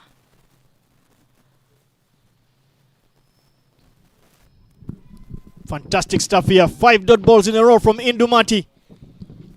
She's looked to put the brakes on Uganda's attempt to go big. And importantly for her, she's bowled those 5 dot deliveries to Proskovia Lako, the big hitter of the Victoria Pearls, bringing an end to a fantastic maiden to close out her quarter. And Indumati is done with her quarter. She's only conceded 14 runs and more importantly completed a maiden in that particular one. But looking at that, the partnership there between the two ladies out there, 36 runs of just 39 deliveries, slightly under run a ball, exactly what the doctor would have ordered for the Victoria Pearls. The score is 86 for the Victoria Pearls with a loss of 4 wickets. The captain, Amopal returns for Team Canada with the ball from the Ginger Road end. Davis says Indomati has bowled out her 4 overs. I think one of the flowers that I would like to give her about is being able to quickly run that 4th over. I don't think she gave Alako time to think through, all these dot balls. And interestingly, she goes away with a maiden for her last over. Yeah, I think it's not a case of simply just picking out a couple of flowers. I think it's a case of you'd have probably picked the entire garden, looking at just how well she bowled that over. But it is a bowling change from the Ginger Road end. Captain of Canada, Amaproka, decides to bowl a very difficult over to try and keep that inability to score runs at the back end. Slightly short delivery. Rita Musamali takes a liking to it, gets on one knee and manages to hit that to that region behind square. Picks up 2 valuable runs. Very characteristic of Rita playing that shot. She's able to rock back a bit, get onto the knee and play it down slightly away from the square leg region.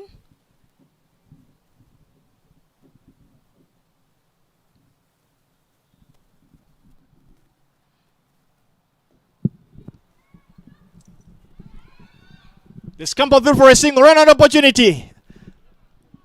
The Canadian field is unable to make meaningful use of that half chance of an opportunity to run out one of the 2 batters, set batters.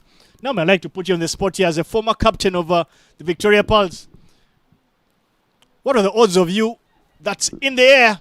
But fortunately for Proskovia, Alako manages to get that ball just over the bowler's head.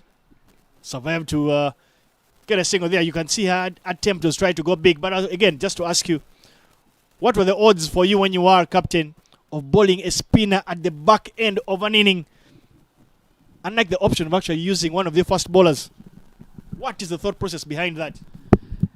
Davis, before I get to that, Rita is able to slog sweep 1 to the cow corner region, adding 4 runs onto the Ugandan total. I like the fact that she's moved forward and able to meet the ball in your frame there, able to meet the ball very well, have it hit at the right power spot region to add 4 runs onto the Ugandan score.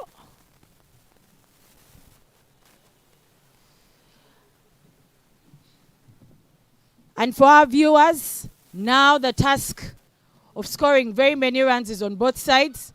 The attempts there are both taken on by Rita and Alako.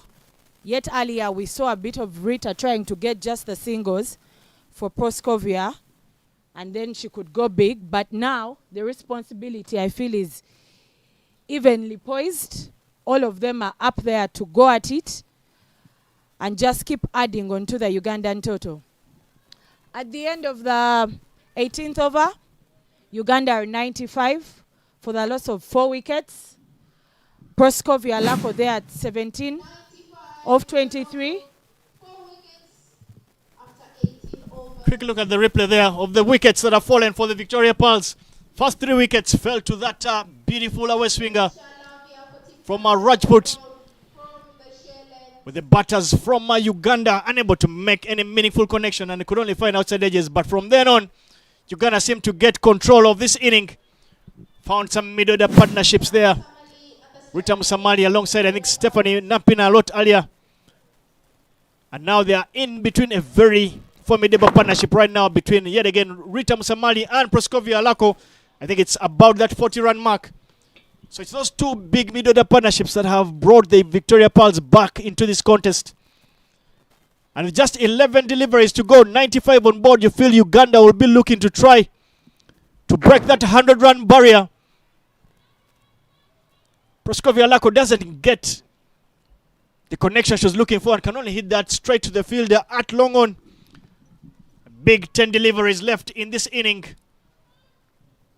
Rita Musamali is on 43 off 39. She's played a blind of an inning.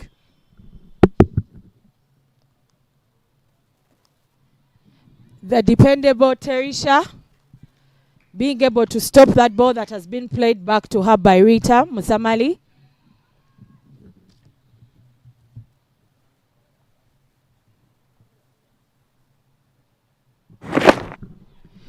Rita still slugs one to the cow corner region. And the call from the dugout is to run 2. But I think she's been on the wicket long enough, probably a bit of exhaustion, and they only take the 1. Despite that loud cry from Alako for a second one, but she decides to stay the non-striker's end.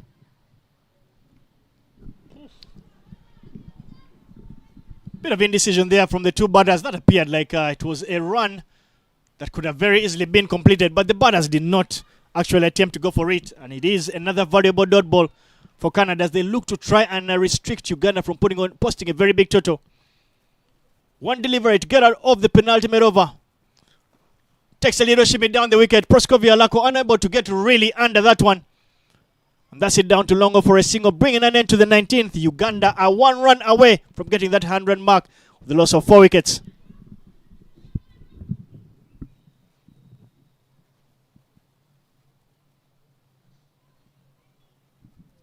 Tiffany Thorpe doing that clean-up job at the long off region. However, she's only bowled 1 over. I've not seen her deliver quite a number, but the captain for the last over gives it to her dependable Vandana Mahajan to deliver the last over of the first innings. Match day 4 of the Victoria Series.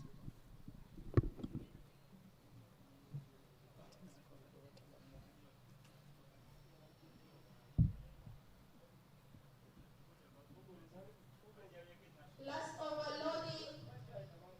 The Victoria Pearls at 99 runs. Naomi, I like the use of your word, that adjective there, dependable. You've used it twice so far in reference to a couple of players. In my opinion, I actually think that particular adjective fits exactly and perfectly for Rita Musamali. She's continuing to be extremely dependable. Doesn't get better than that for the Victoria Pearls. In how she's continued to marshal that mid-order, play that anchor role that I did speak about, that accumulator role in T20 cricket that has continued to get faded away in the men's game. The men's game has evolved to only make room for enforcers, in the sense that the batters will look to go big from ball 1 till ball 120. There is no time to allow a batter scorer to run a ball. But in the women's game, that is the role that continues to bring a lot of value to cricket teams, a role that Rita Musamali continues to execute to the dot. Alako Proskovia takes a shimmy down to the long off region. Despite the calls of biddy, biddy, biddy, meaning 2, they're only able to take just a 1.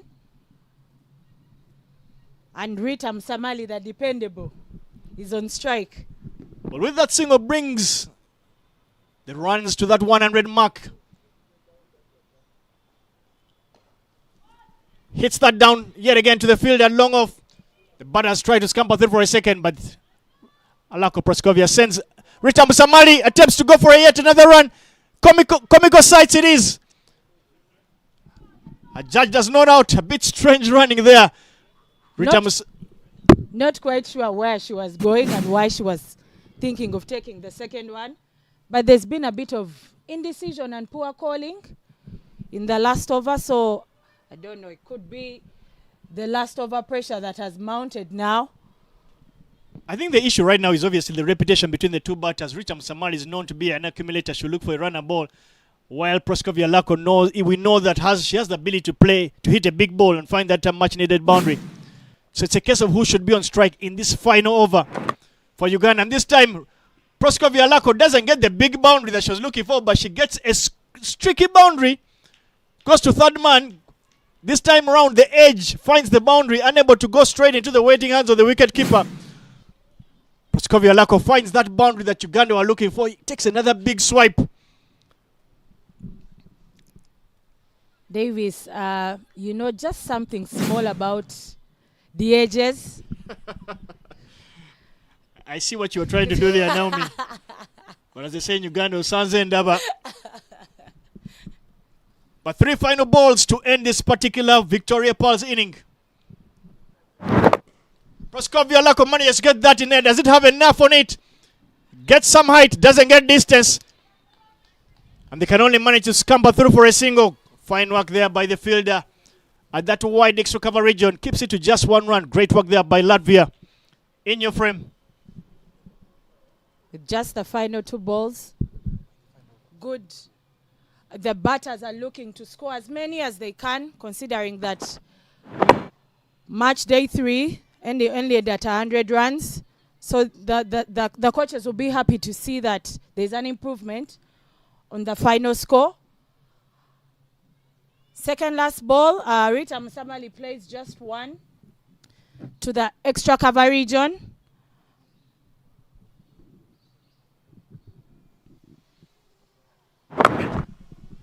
We asked for a big ball, and it is a big hit. Proskovia Lako gets the full toss. It is the 25th of October, but Christmas Day has come early for both the two batters out there.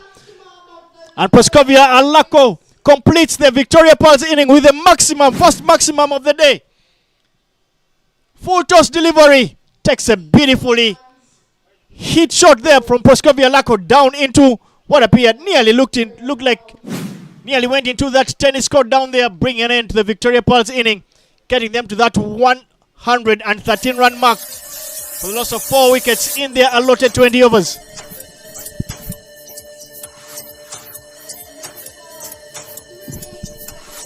In your frame there, Uganda will be the happy of the two sides, knowing just how well Canada had started off by pegging back 3 early wickets of the Victoria Pearls. But Uganda managing to get those very important mid-over partnerships to get themselves to the highest total in this particular tournament. Looking at the batting card, there are not much to write home about from the top 3 for Uganda, but it's in that middle phase where Rita Musamali finds herself, unfortunately, stuck on one end. She gets 46 or 43 runs, unable to get that tough 50. But it's Proskovia Lako who put on the finishing touches for the Victoria Pearls. 31 of just 30 deliveries, allowing Uganda to get that 113 of 4 for the loss of only 4 wickets in their 20 overs. 10 extras conceded there by Canada. But looking at the Canada bowling card, it is that player, the opening bowler Rajput, who put a hand up to be counted, picked up 3 top order scalps, going for just 16 runs. Not much success for the other bowlers besides Lavia, who managed to trap Stephen and Nampina, and she literally went for nothing. Just 13 in the 4 overs. A lot of work to do for the Canadian bowlers. They look to concede. They did concede 113, the highest total so far in the Victoria Series on match day 4. The highlights there for you, as we did speak about it. Early strikes there from Rajput, who managed to pick up 3 early wickets. Outside edges were found there by the Ugandan top order batters. Uganda felt they were in trouble earlier on, but it's the lady there in your frame, Rita Musamali, who yet again played a blinder of an inning. Esther Uloko there, feet stuck in the mud there. Stephanie Nampina came in, fluttered to deceive, got an early boundary, but was not able to switch gears. Was trapped in front, with Latvia picking up that wicket, and then it became the Rita Musamali and Proskovia Lako show, managing to get a 50-run partnership between them, allowing them to get to that 113 run mark as they look to pepper The Canadian bowlers all over the ground picked up the boundaries as and when the need arose. And finishing things off with a huge maximum hit there by Proskovia Alako into that what looked like the tennis court at the Lugogo Sports Complex, bringing an end to the first inning. Uganda getting 113 for the loss of 4 wickets. Do stay with us as we will be back for the second inning.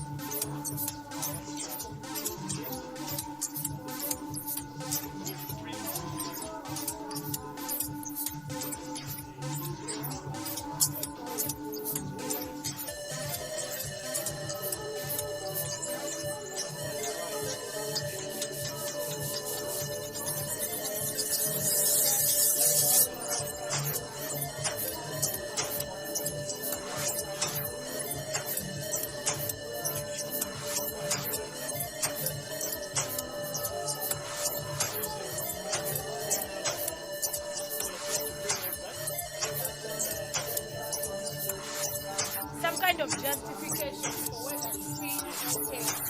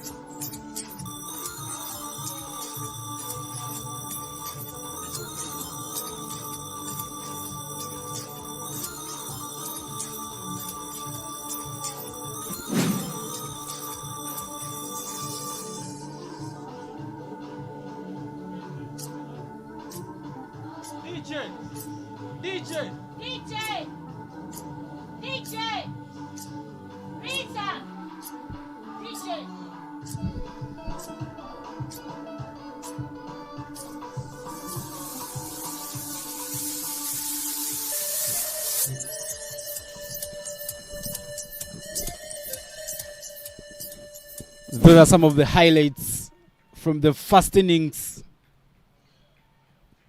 The two umpires are already back to see us through the Canada's innings. Simon Chinto, who is umpiring in his 50th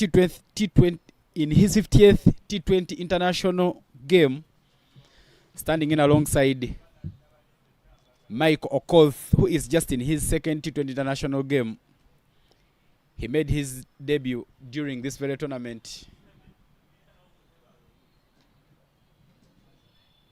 Ladies and gentlemen, welcome to the chase. 114 runs for Team Canada to get if they are to pick up the first victory in this Victoria series.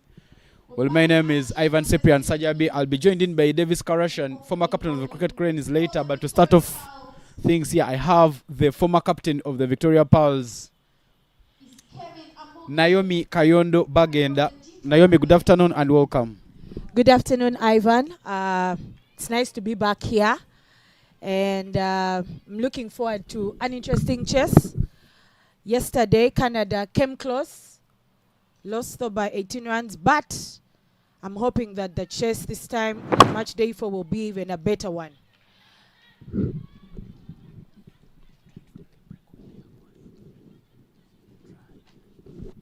Kevin Amuge, who got a first wicket for Uganda yesterday in the very first over, will open the bowling for Team Uganda from the side of the Ginger Road. Starts off with a dot ball, and now here she comes in for her second ball. A bit full, but just driven to covers to find the hands of Nakisui. I beg your pardon, of Ritam Samali, and no run is taken. Good start already there for Team Uganda. They don't have so many runs on board, so they will have to try and make sure that they bowl well and also field well if they are to defend this total. Some bit of change in the batting lineup there for Team Canada. Achin Pereira opening alongside Indomati. That's played up in there. Chance to catch. A catch is taken by Proskovia Aloko at mid-on. And Kevin Amuge picks up the first wicket there for Team Uganda.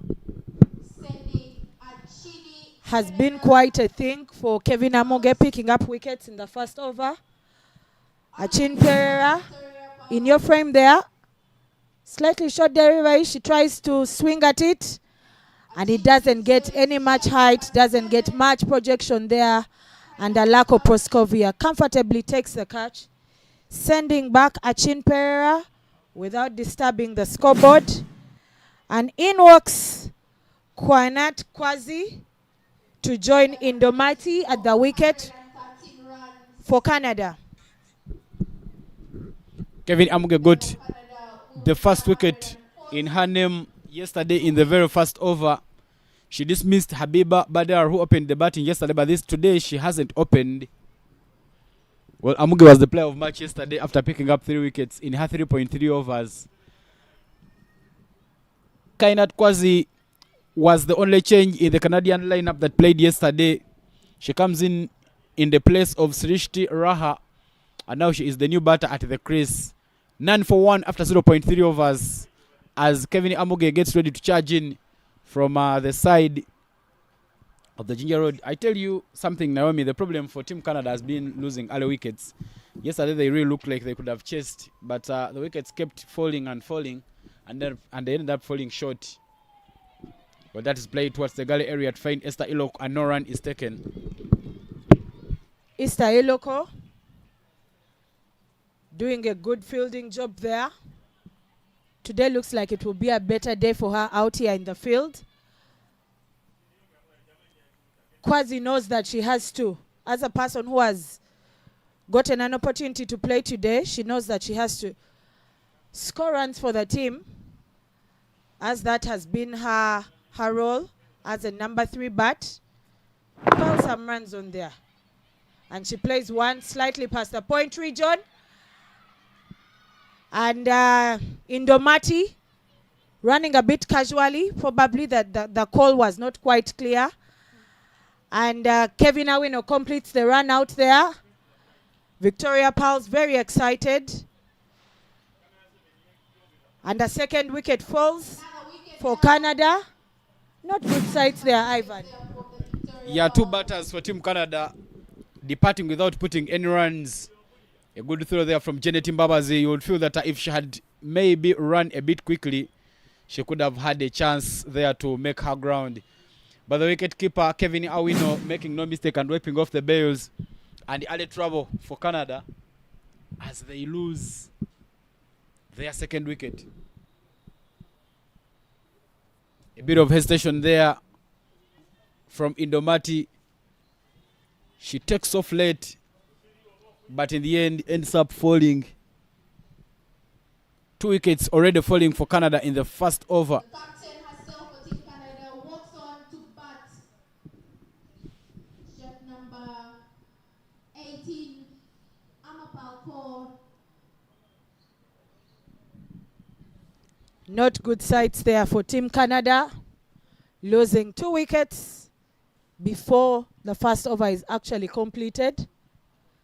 But with the captain walking in and that short conference there between herself and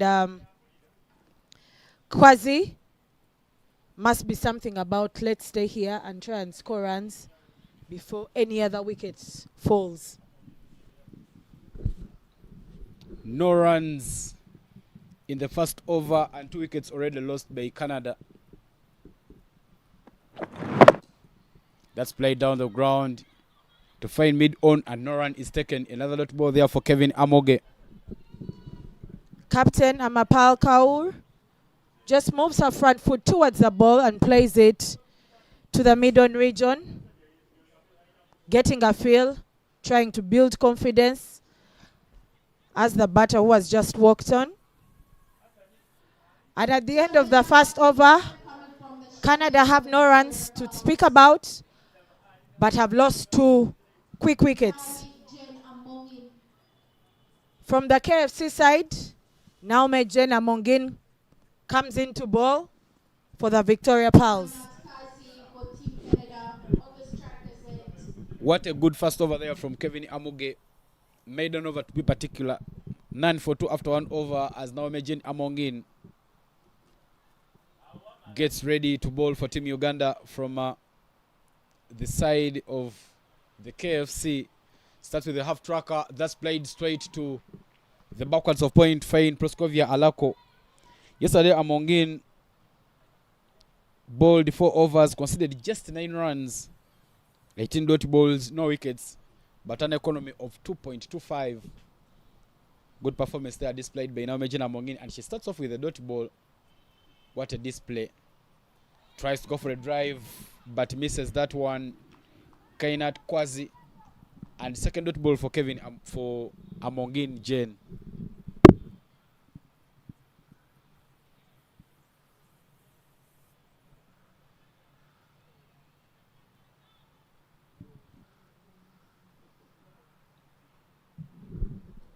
A bit full, played down to third man to find Koslet Mungu, and Kainat Kwazi gets off the mark. First runs for Team Canada. Naume Amongin has been quite consistent, bowling it sometimes between middle stump and the leg, sometimes between middle and off, but that gives a bit of comfort to Kwazi, who gets the first run, gets off the mark, and Canada finally get their chase going.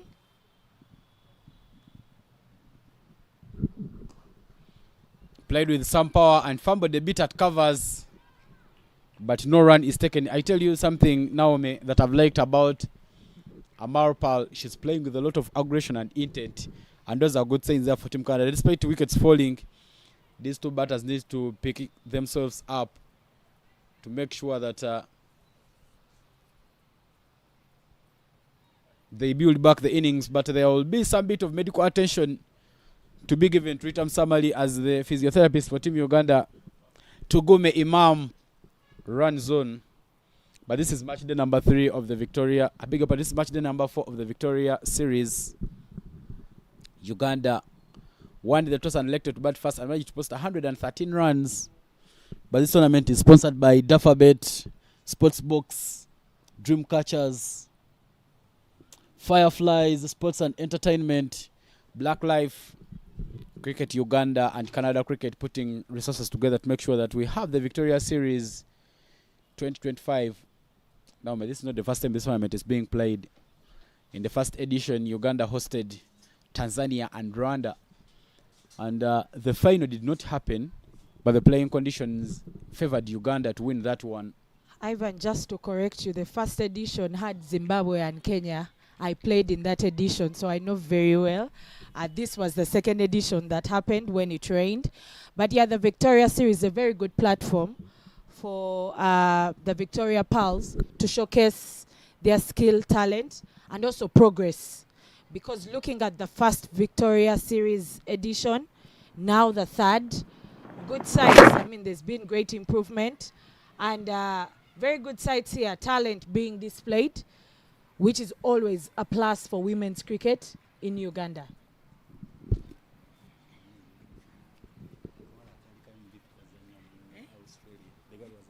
Two overs down, Canada, 2 runs for the loss of 2. Another run there for Team Canada to mark the end of the second over. 2 runs off Naomi Jenny's first over and the second in the game. And the 2 for 2 is now the score here at Lugogo Cricket Oval.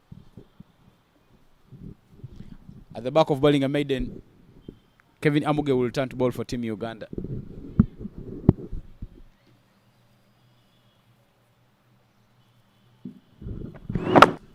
Picks up the length very nicely and plays it up and over.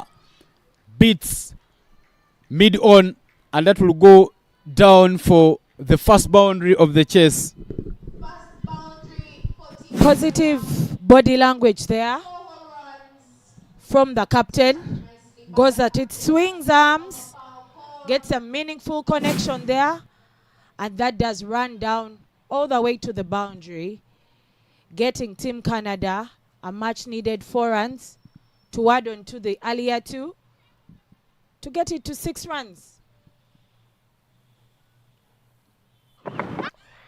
And she moves back a bit, rocks back a bit, and she's clean bowled by Kevin Amuge.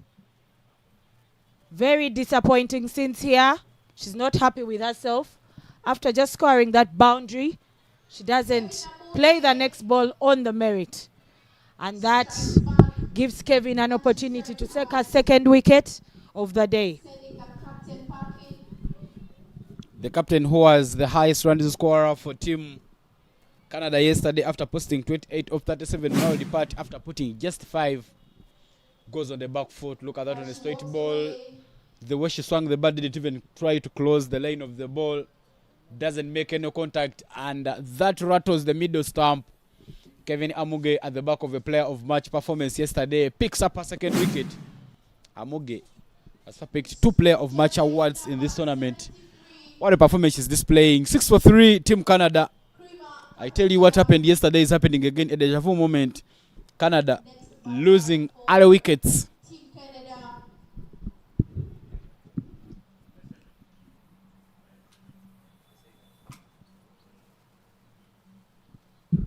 Kerema Kapadia is a new batter in for Team Canada. Didn't score any runs for the side. She was run out with 0 runs on board. And now she will be coming in to face the dangerous Kevin Amoge. There she comes. Bit of a half tracker. Played down to point. In the hands of Stefan Nampina. And no run is taken. Ivan, that initial movement by Krima shows a bit of positive language, positive body language, even after the captain departed for just the 5 runs.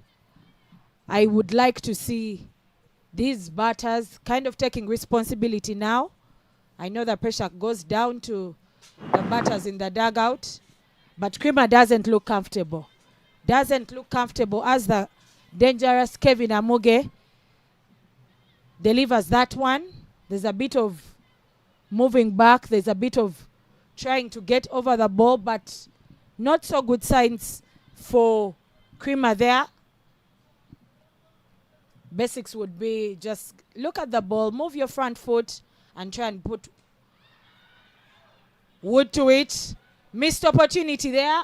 What I was talking about, Krima doesn't seem to have played that comfortably, and she gives an opportunity out there, ball hanging up, but Naomi is not able to complete the catch, giving Krima a second life to live. It had chance for Naomi Jena Mongin to catch that one because she had to run backwards. But in the end, that's put down. Kevin Amuge would feel disappointed. One play down to the fine leg to find Konsi Aweko. And just 1 run. 6 runs off the 3rd over and 7 for 3 after 4 overs. Sorry, after 3 overs.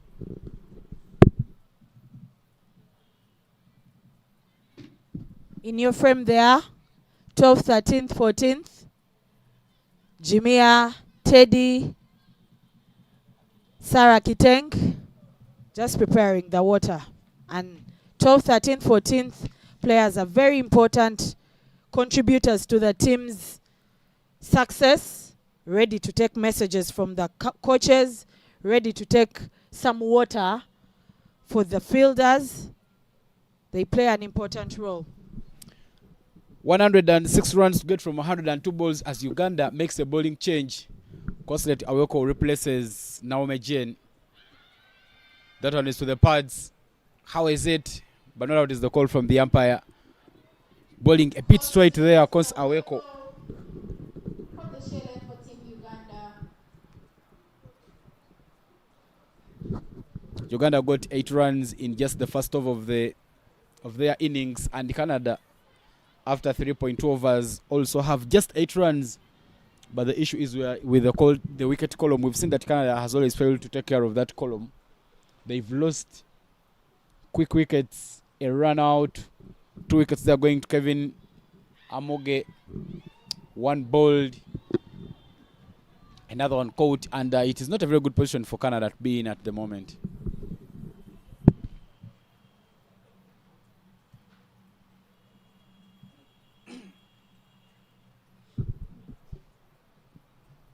Three dots there for Consi. Manages to squeeze in another dot ball. That one played late down to the gully area, but no run is taken. Ivan, Kazi doesn't seem to have such a good idea on how to play Consi's off spin. Sometimes her feet are stuck. When she gets the movement, it's not playing it hard enough. And there's a misfield there by Esther. Kazi is able to pierce one there. I mean, take a single because of misfield was hard. Esther not looking very sharp in the field.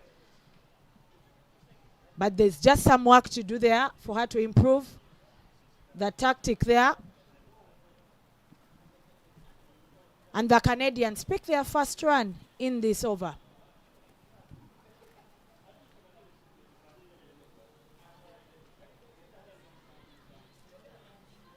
And with the last ball, making it the 5th dot ball in Consi's over, the Canadians are 9 for the loss of 3 after 4 overs. Very tidy power play for the Victoria Pearls.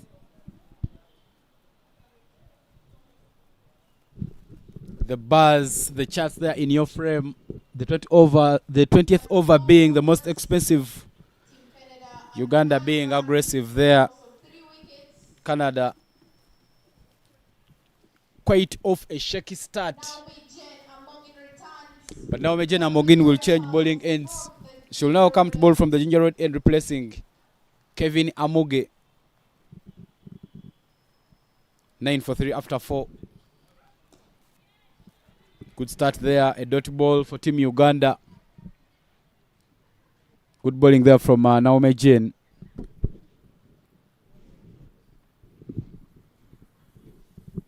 Ivan, I think that Naomi has been asked to come from the Ginger Road end to try and see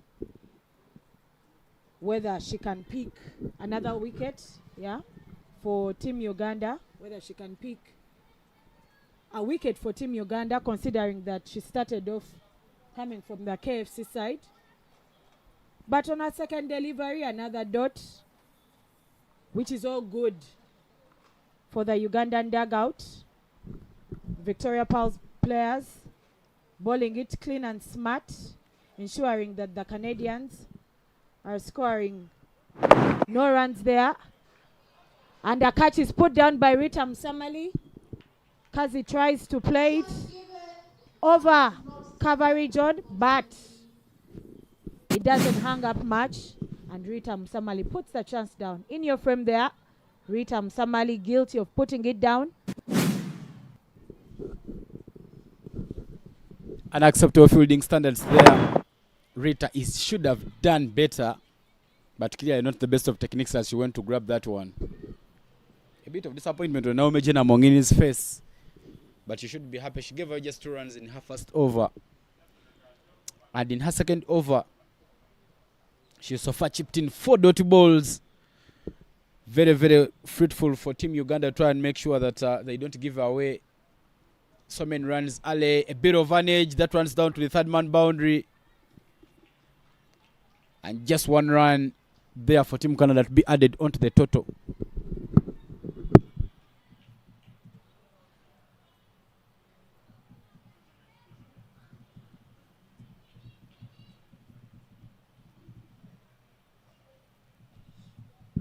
Last ball of the over. But she'll have to bowl that one again as she misses her line. And that runs down for a wide.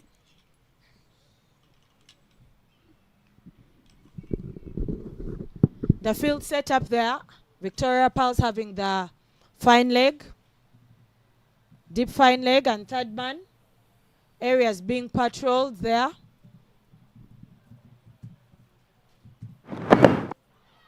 Naomi getting it onto the pads, but the umpire is not interested in anything close to that. And that marks the end of the 5th over. The Canadians are 11 for the loss of 3 wickets after 5 overs.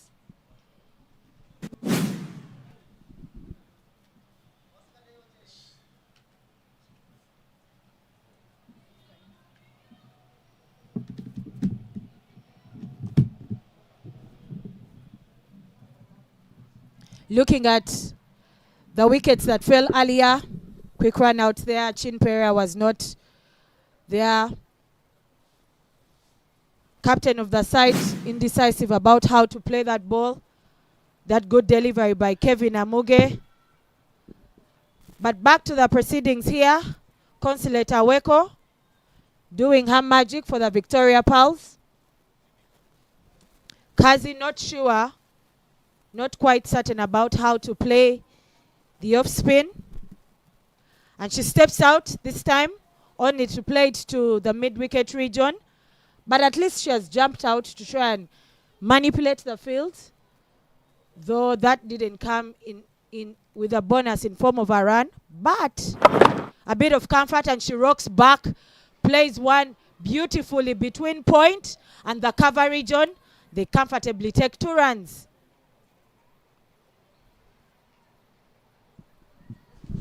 Indeed, they should make sure that they try and run very hard between the wickets, make sure that even though they are not accessing the boundary, at least they can try and pile up some runs in the infield.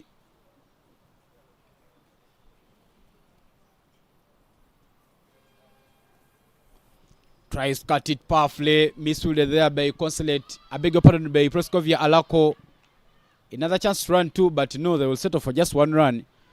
Not the best of running between the wickets on that occasion, Naomi. Canadians not taking those second runs, which might cost them at the end of the innings. However, Kazi getting a bit comfortable now with Consi's bowling.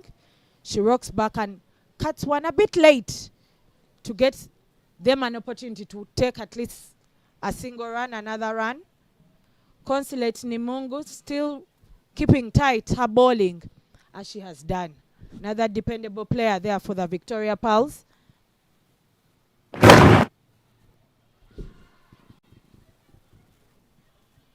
Aggressive fielding there by Proskovia Alako. We saw her hitting the first 6 of the innings, the last ball of the first innings. And here, beautifully picking up the ball first time, getting it to the keeper to ensure that the Canadian batters do not take a run off the last ball of the 6th over.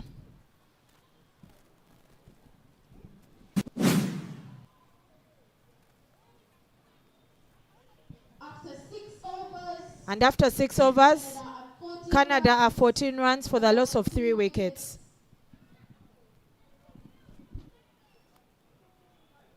The Victoria Pals bringing Rita Musamali to ball from the Ginger Road end.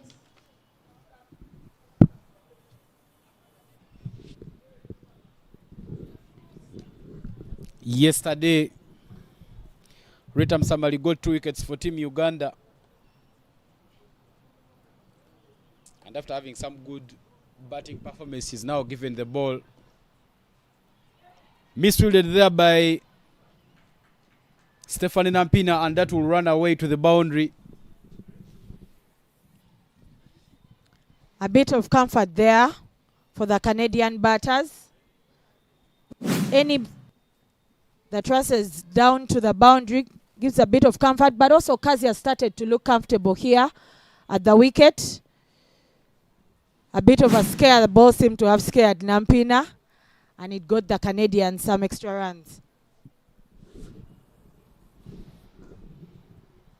Played in the same area, but this time round, Stephanie Nampina does better and manages to make sure that she doesn't let that one race away, trying to keep on her toes.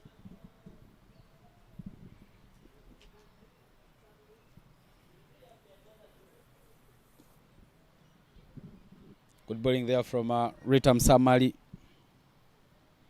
the vice captain of the Victoria Pearls. Yesterday, Rita Msamali bowled 2 overs, conceded 12 runs, picked up 2 wickets. And now she's been given the ball early by her captain, Janet Imbabas, to try and make sure that she tries to look for another breakthrough for Team Uganda.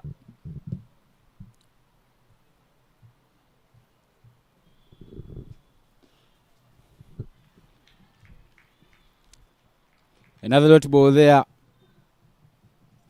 96 runs needed from 80 balls. Current run rate 2.70, required 7.11. You don't want to see it get to 10.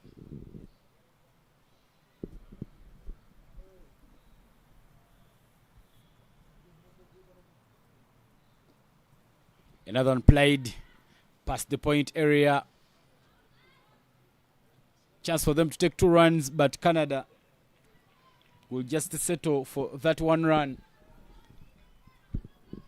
Runs not coming the way of Canada. 11 of 25, Kainat Kwazi. Kerema Kapadial with just 1 run of 7 deliveries. Last ball for Rita Msamali to complete her first over. That's played down the ground to find Praskovia Alako. A dot ball in the end. 5 of Rita's first at 19 for 3 after 7 overs.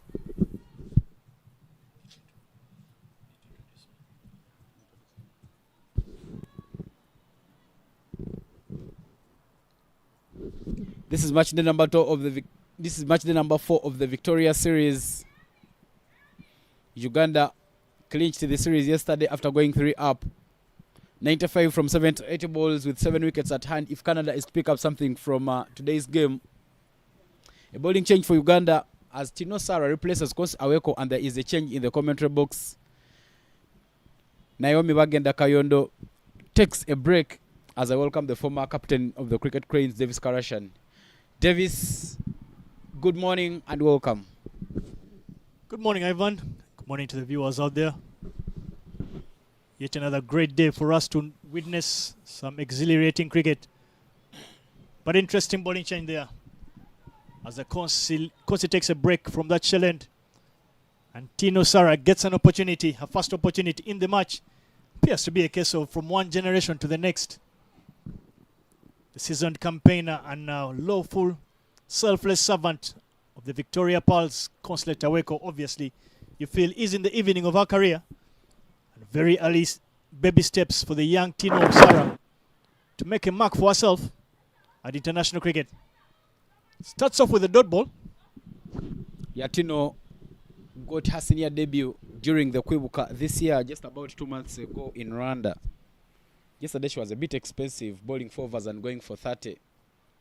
But this same round, I saw her working with Coach Coach Brian Mark Masaba before this game, trying to make sure that he helps her to organize her lines. Sometimes lines like those just make me realize how old I have become. The fact that we can refer to Deus and Brian McMassab as coaches, it's testament to how quickly time flies. But I think it's a job that they obviously were tasked to be able to do. I think they do have the competence to do that. Whether they have done that or not remains a question of just how many good results they can get for these Victoria Pearls. They scamper through for the second. They have it in them to make it. Yes, they do. Feel the fielder down there, Longoff was a bit casual in how she got to that particular ball and then sent in what appeared to be a bit of could have been a much better throw, bullet throw, trying to perhaps get up, get another run out. But speaking about opportunities for Tino Sarah, it's good to see her get yet another goal in the tournament. And not just get a goal, but this time she manages to clean up the batter, who took an early shuffle across and to get far outside of stump. This time she is cleaned up. And celebration time it is for Tino Sara. Tino Sara strikes there for Team Uganda. Clearly, that looked like would have missed the wickets down the leg. But it ended up turning and knocking middle stump. Kazi Kulules, I tell you in the previous ball where she got a double, she was a bit aggressive. But she will now have to depart for the side. Look at the replay there. She made an Aleshimi going to the offside and committing herself early to the shot. Tino Sara made no mistake and just bowled one straight to see her off. I don't think I'd be too worried about the intent there from the batter. You can see that she was trying to pierce that vacant deep square leg region where there is no fielder, trying to get inside the line. But unfortunately for her, she got far inside the line and was able to make the connection she was looking for. Canada in all sorts of trouble here, 21 for 4. Speaking about opportunities, Ivan, it's good to see a couple of youngsters get an opportunity. I'll let you know on a thing or two. I know some captains that you see, when you look at the wicketkeeper out there, Kevin Awino, I know some captains that would have been thinking in the sense of trying to get the young Jimmy Muhammad, who is in the dugout, is also the reserve keeper for this Victoria side, Victoria Pearl side, to try and get her onto the field to do the wicket-keeping duties and perhaps give Kevin Awino a bit of a break. But it would have to be done tactically if the Victoria Pearls are to achieve that kind of opportunity for the young Jamia Mohammed before she gets an actual opportunity in the tournament. But with that dot ball brings an end to a successful over for the Victoria Pearls. Canada 21 for 4 after 8.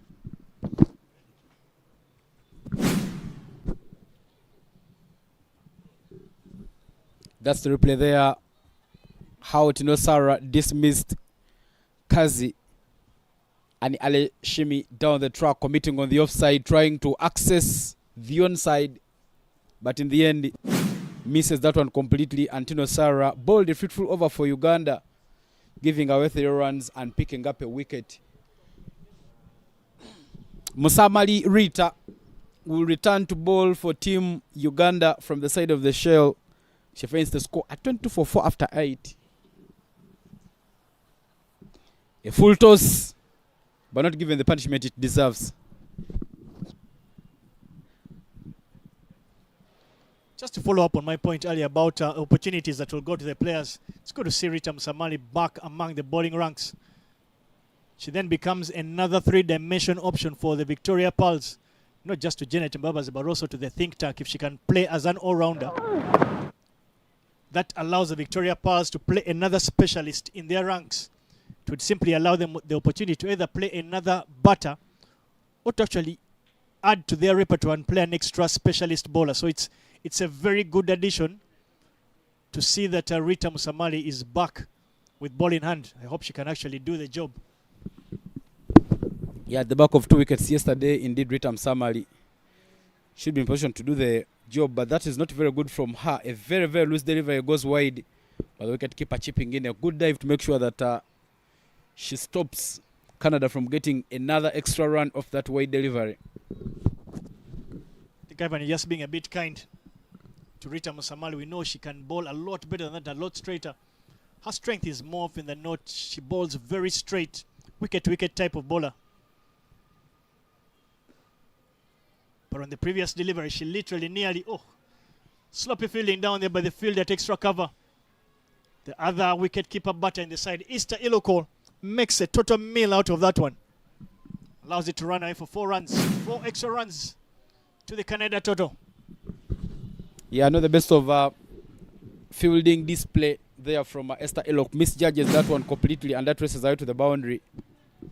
Uganda's fielding standards need to be up, given the fact that they are getting ready for the emerging series.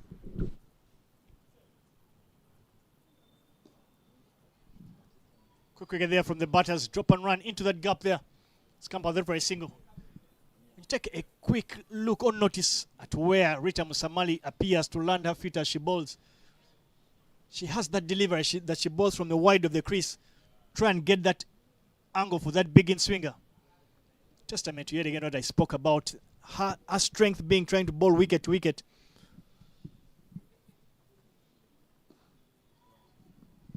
And the batters looking to take a liking to her bowling. It's a little bit too full, allowing them to hit that into that vacant region in the covers for a single. I tell you, Ritam Samali turning out to be the most expensive over for the most expensive bowler for Team Uganda. She's already given away 13 runs after bowling just 1.5 deliveries. Something that she can clearly try and make sure that she works about. Another one played down to extra cover. There is a field change there for Team Uganda. Janet Mbaba is switching places with Esther Ilok. But a single will mark the end to the 9th. And after 9 overs, 31 for 4 is the score for Team Canada. Our tournament sponsors like Mobile, Sportbox, Takabet, Powerplay, Cricket Uganda, Pepsi, and of course 83 runs from 66 balls. Current run rate 3.44, required run rate 7.55. through this tournament. Canada will need to try and make sure that they accelerate the gears a bit, try and make sure that they get themselves close. But Tino Sarah will turn to bowl for the Victoria Pearls from the side of the KFC. Shimmy down the track, plays it through the cover area. Fumbled, but Canada will only take a single. Oh no, they take the second one. Risky chance for run out. Good throw there, chipped in from the cover area. Don't run off a misfield, and Canada loses the 50th wicket. Rita Musali with a run out. Delight there for the ladies in that lime yellow, you would say. Victoria Pearls are cruising through this particular fixture on match day number 4. Canada have lost half their side. As they do say, that cricket adage, do not run off misfields. Canada lose their wicket in what appeared like a needless attempt to get a second run there in that replay. Well driven through the covers. Proskovia Lako got a hand to it and was able to recover and allow Rita Musamali to throw to the right end. An easy work there for Kevin Awino. Completes an easy run out. More recently, we did see a couple of weeks ago, a player called Dipendra Aire. He did complete 5 run-outs in a row, in 5 games in a row. 5 direct hits to be exact. I think he became the first ever cricketer in the world to do that. So run-out being one of the ways that you can dismiss these batters. It's just never a way you want to get to lose your wicket, especially for a team that is here to try and pick up as much experience as possible before they head down south to Tanzania.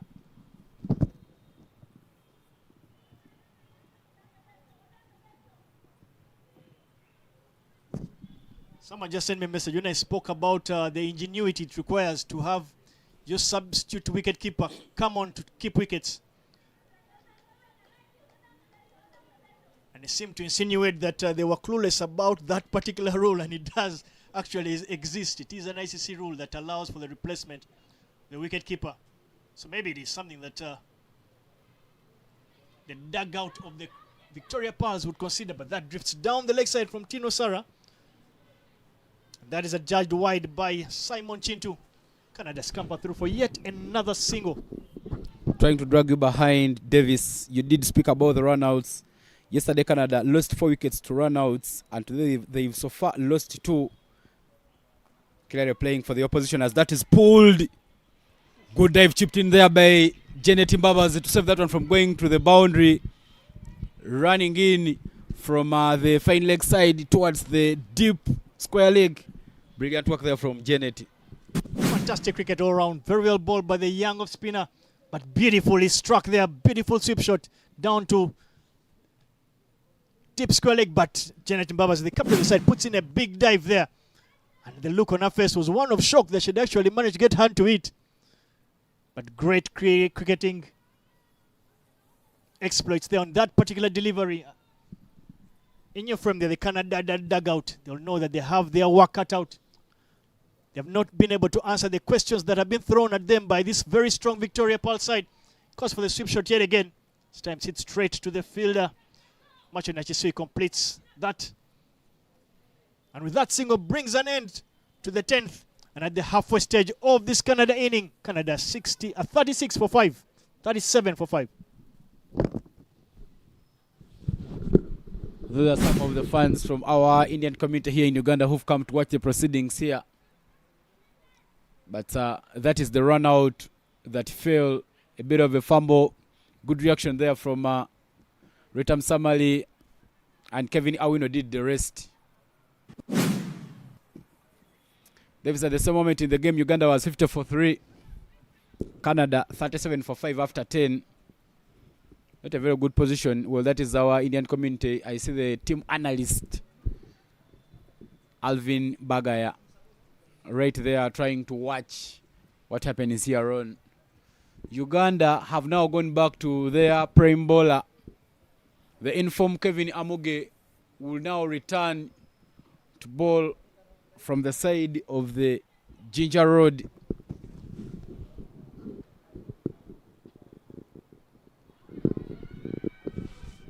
Janet Mbaba is recognizing that she's already gotten rid of half of the side from Canada. She opts to throw the ball at the youngster Kevin Amuge, who was completely dominated in this series. To try and pick up yet another scalp and break the entire bone of this Canada mid order to wrap things up. I think during that Division 1 qualifier, the game that Uganda lost to Zimbabwe, that's one of the things that Uganda missed. At a time where you could have at least brought your prime bowlers, try and make sure that they exert pressure and help you reach the last overs. A time where I thought maybe they could have bowled Erin Mutonyi, it went into control from my thought bring on Sarah Akiteng. It was actually a time where you could have even bowled a person like Marisa Yokot in that game. But this time round, the tactics of trying to bring the prime bowlers to bowl working in for Team Uganda.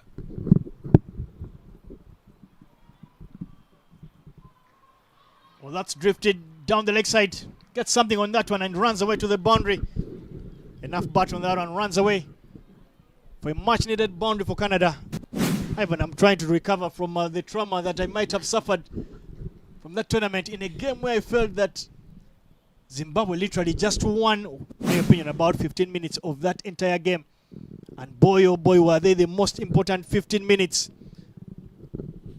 The youngster played a blinder of a knock to get her team and her nation across the line to get to that World Cup qualifying slot. It will be happening, that global qualifier. It will be happening, I think, in Nepal in a couple of weeks' time. Very painful sights, and Ivan, let's just keep away from that particular topic. Allow us to simply move on. Hopefully, we might have learned from that and look to make as many progressive baby steps as possible.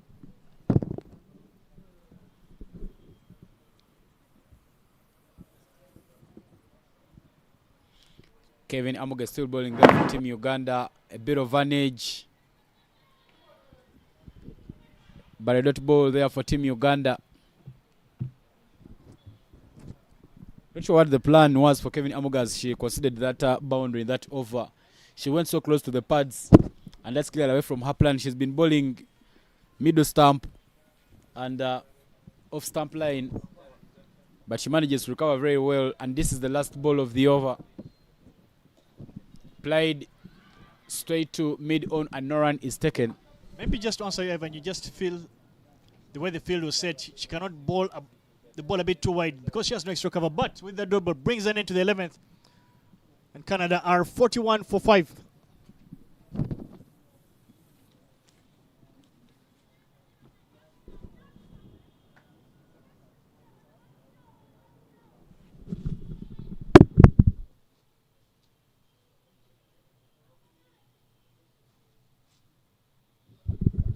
A current partnership of 9 of 11 as Vandana Mahajan has 9 of 12, whereas Terisha Lavi has only contributed 1 run so far in that partnership.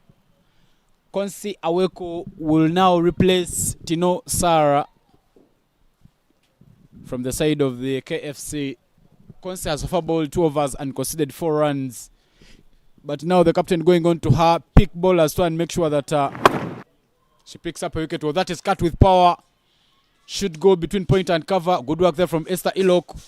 But the Canadian batters will run very quickly and come back for the second.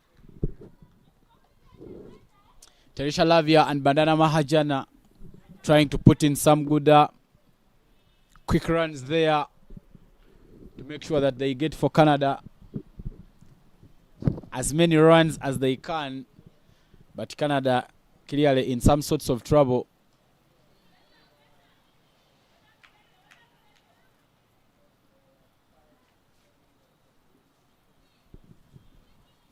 Good comeback delivery there from Konse Aweko. After conceding that double, she manages to bowl and squeeze in the dot ball there. Another hint of an edge for another dot ball there from Konse Aweko.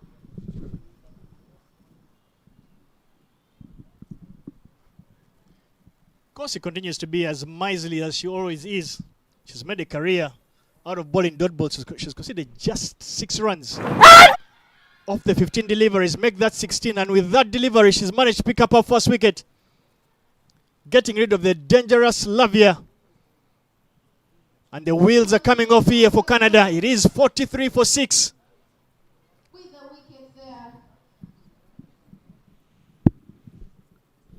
there. Konse Aweko returns into the bowling attack and strikes for Team Uganda. That replay there. A bit of a feather to the hands of the wicketkeeper, and the umpire obliges us. Yeah, there was some hit of the bat. Bit too close to cut. Felt it was about that line of 4th stump. That can be a bit dangerous and not very easy to get meaningful connection. That's exactly what has happened to Lavia. She's lost her wicket in attempting to cut a delivery that was a bit too straight. The dugout there, the looks on their faces. They would have loved to be in a much better position right now in attempting to chase down the highest total so far in the tournament. The plan hasn't gone to script, and they find themselves in all sorts of trouble. 43 for 6.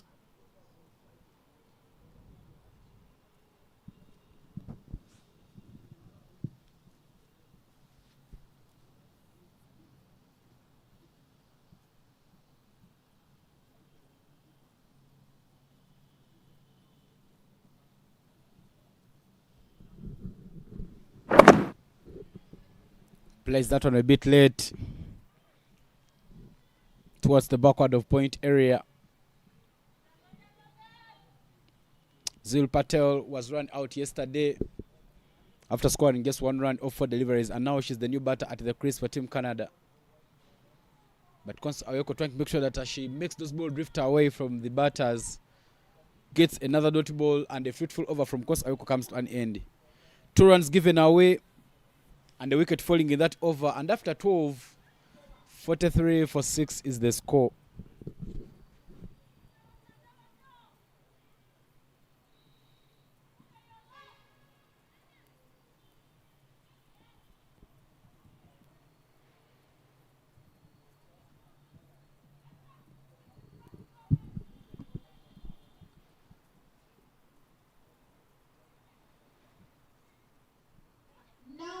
And there is a bowling change from the Ginger Road end.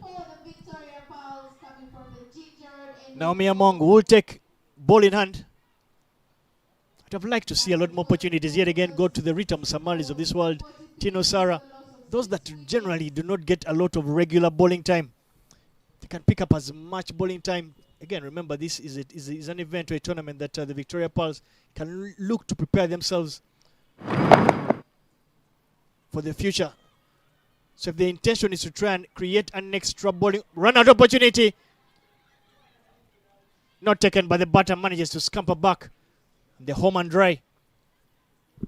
Just to follow up my point, if they're hoping that Rita Musamali can be another bowling option for them, you'd want to try her bowl as much as possible so she can get her lines, but not just her lines, but get her confidence in the right place before the Victoria Pearls actually fly all the way to Bangkok to play in that tournament in Thailand.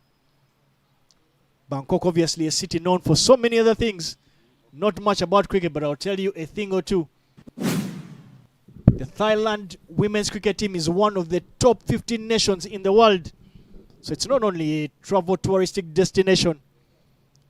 I nearly asked if you've been to Bali. But I'll save you that particular question and we stick to the cricket itself.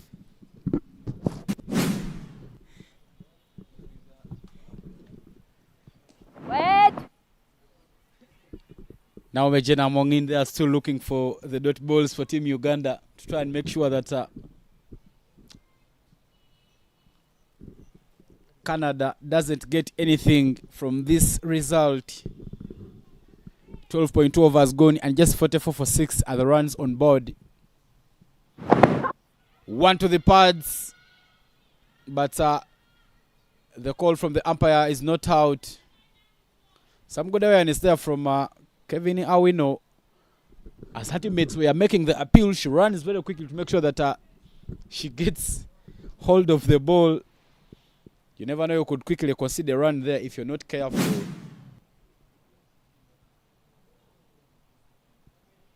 That's the run out chance right in your replay.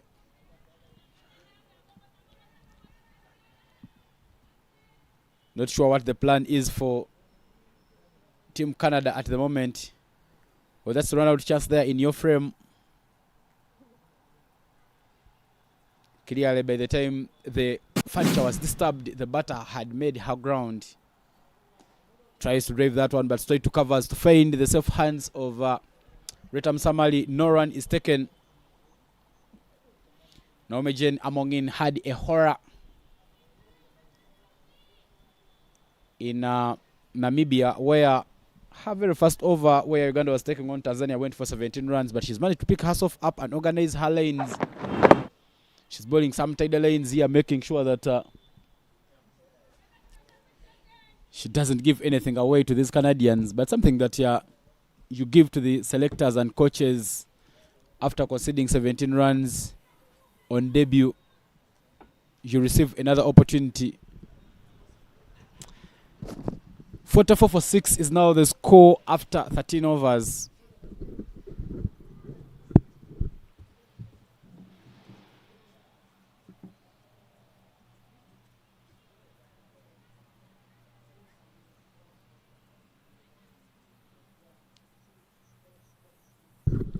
That is the beautiful sight of the Kampala city right in your frame as Tino Sara replaces Kosi Aweko again.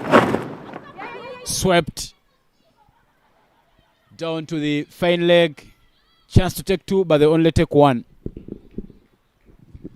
Well, Evan, following up on what you're saying about opportunities. Often than not, because opportunities are very rare to come by, it's important that you actually take the opportunities with both hands and, if possible, both feet. Because they are far in between to get hold of. As you can already see that in this Victoria Pearl squad already, there are quite a number of players who have not actually had a run out there in the tournament. This is match day number 4. But I think Teddy Ayala and the young Jimia Mohammed are yet to get opportunities to showcase what they can do. So the opportunities must be made use of. That struck handsomely through the covers. That burst through the cover, the fielder's hands. Ritam Samali, allowing the batters to scamper through for 2 runs. Yeah, but you give some credit to these Canadian batters, Zil Patel and Vandana Mahajana, who have made sure that they run very quickly between the wickets on that occasion to make sure that they keep getting runs for Team Canada.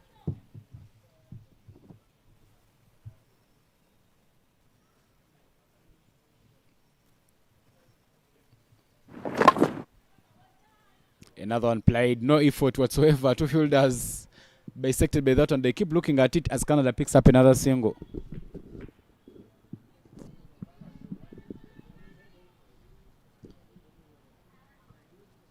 The Victoria Pearls appear to be in cruise control of this particular one. But you perhaps want to think that they would want to make as much use of this opportunity. So maybe for me, look to challenge themselves a bit.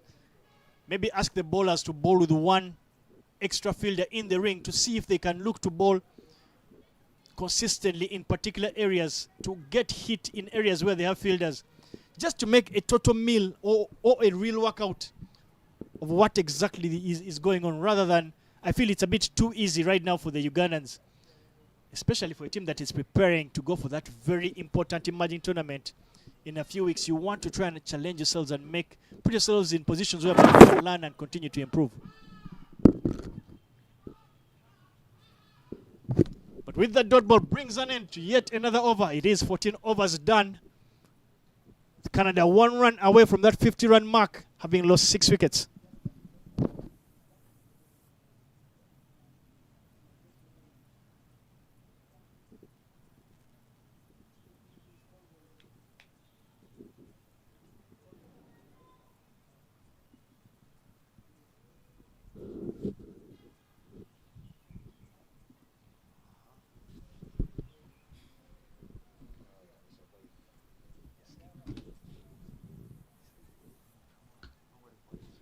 Naume Jane Amongin returns there for Team Uganda.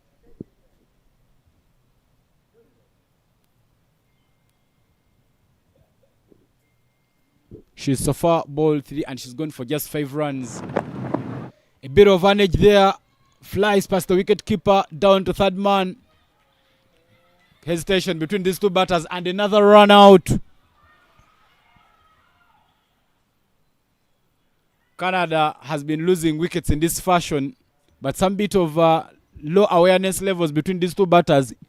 If she had made her ground again, maybe that couldn't have been a run out for Vandana. Yet another needless run out The Victoria Pals. by the Canadians. Bit of indecision there, the miscommunication. They seem to scamper through for the first one really hard, but it's It's just number 21. when you quickly look at that replay, they scampered through really hard for the first run. For Team Canada.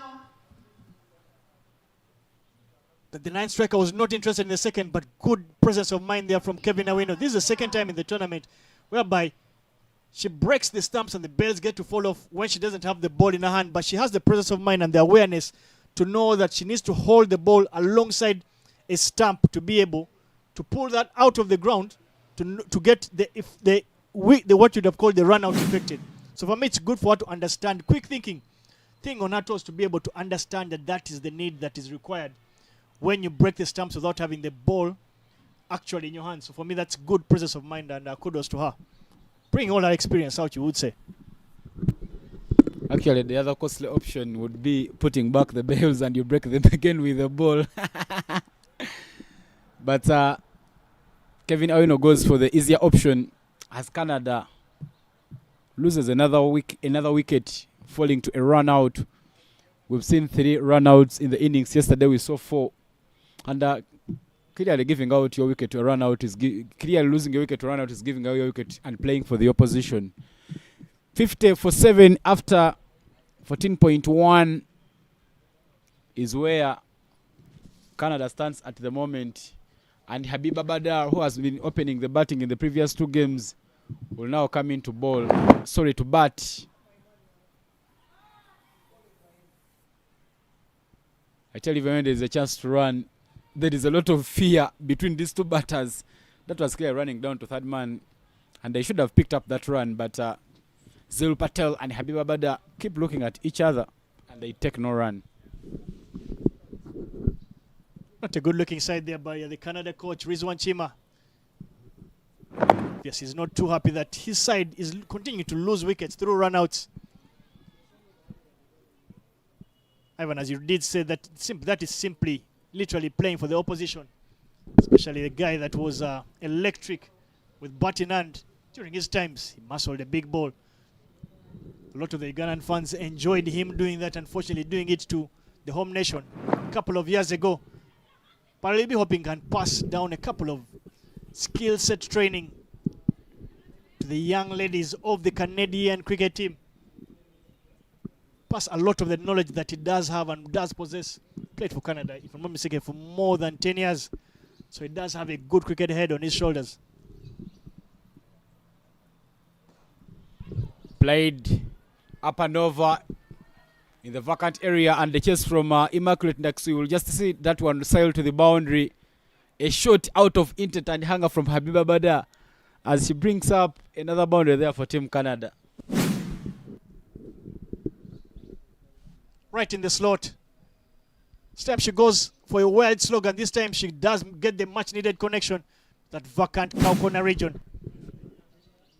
4 runs needed Valuable 4 runs to that Canadian total, taking them to 54 for 7. They're in all sorts of trouble, but they'll try and pick up as many positives as they can.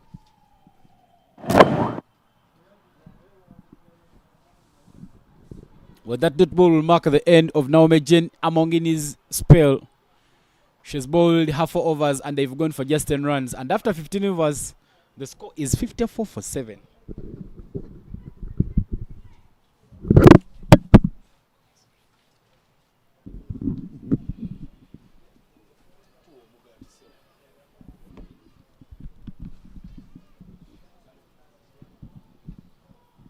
Tino Sarah will continue to operate from that shell end,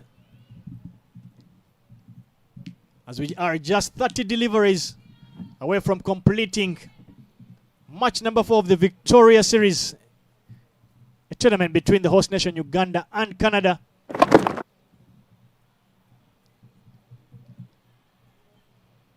Starts off with a dot ball, but there is a change in the commentary box as Ivan Sajabi takes a break. I return Naomi Kayondo Bagenda back into the commentary box. Naomi, what do you make of the proceedings so far as we move towards the tail end of the match? Davis, I'm a bit disappointed with the not so much progress that I've seen from match day 3 and match day 4, and specifically about running in between the wickets for the Canadian batters. I felt that they have not been able to, scamper for some of the runs that they should have taken now. Maybe about 8 other runs. What would have been doubles have ended up as being singles. The indecision, the poor communication has gotten them out a few run-outs.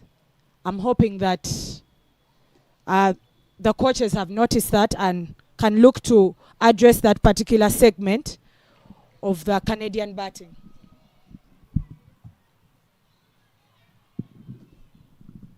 I guess something I spoke about earlier, just to see how to challenge themselves, the Victoria Pearls, try and get an extra fielder in the ring, try and bowl to areas where you want to have control. For me, maybe have the right arm of spinner, have a slip fielder in there, to see if she can actually get some punches out of the wicket. Habiba, the left-hand batter, plays it just round her leg to comfortably take a single with her partner Zil.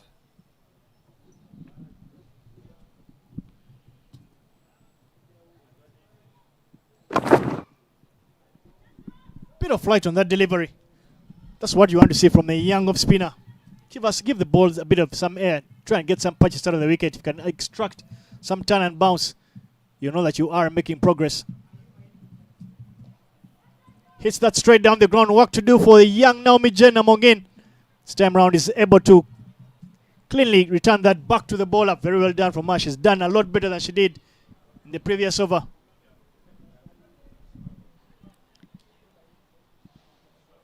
With Habiba on strike, after the other boundary that she did score at the end of Naomi's over, they've sent down one to the cow corner region to ensure that Tino is protected and rightly placed. She hits one down to the square leg region, and they're only able to take one, bringing an end to the 16th over. Canada are 59 for the loss of 7 after 16.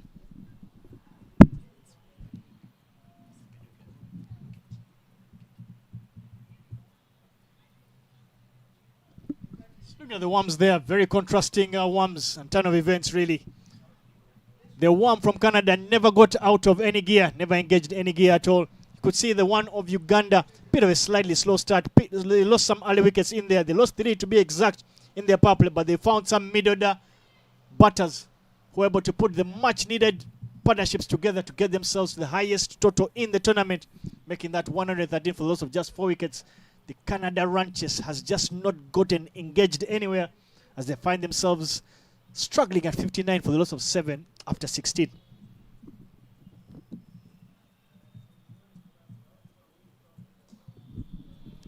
Kevin Amo get back into the bowling attack. Out here to deliver her 4th and last over. Starts it off with a dot ball.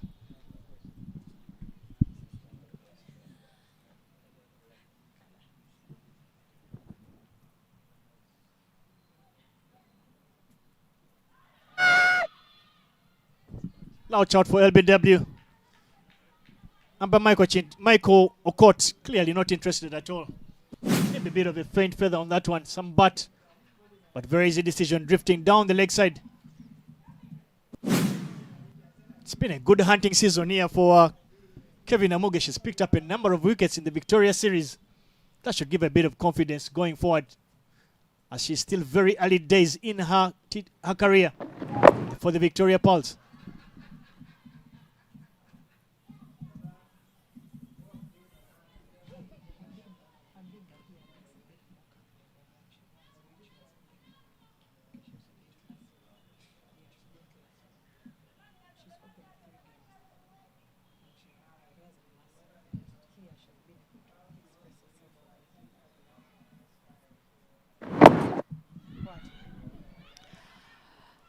Habiba Bada showing a bit of expression this time round. She came slightly later into the order for the first 3 games.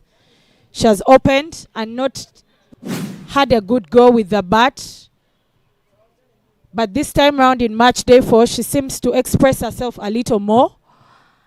She's looking at the way she's batted so far. She's taken a liking to that mid-wicket region. It appears to be a strong or high traffic area for her. So anything that is in a slot, she'll go in that direction. Much quicker delivery there from Kevin Amuge.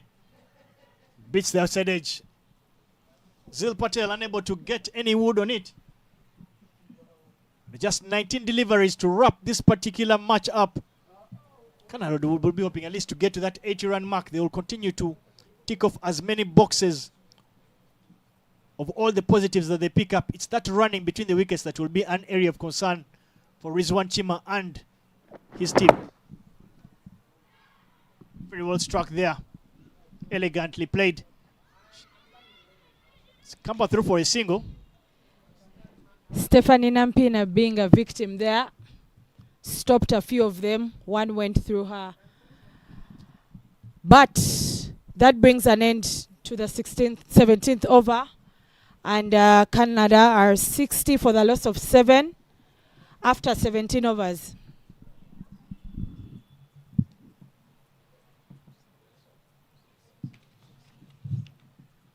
After 17 overs, Canada at 61 for the loss of 7.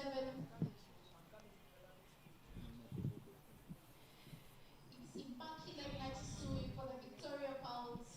Davis, my challenge for Team Canada would be to maybe add 29 runs to get to the 90-run mark, because yesterday they ended at 82. For me, progress would be that they get to something like 90. I think it's also important to be realistic and be alive to the realities. We're asking them to get 29 runs in just 18 deliveries. That's at just over 9 and over. I feel might be a bit too much to ask of them. For me, I think they will take as many positives as possible. Even if they got, say, 15 for me out of the last 18 deliveries, I think they will feel that they just have a couple of areas of concern, especially the running in between, that they just need to work on and get a near perfect blueprint of a batting attempt. But there is a bowling change, and first time of asking Immaculate Natsui is going to be coming from that shell end.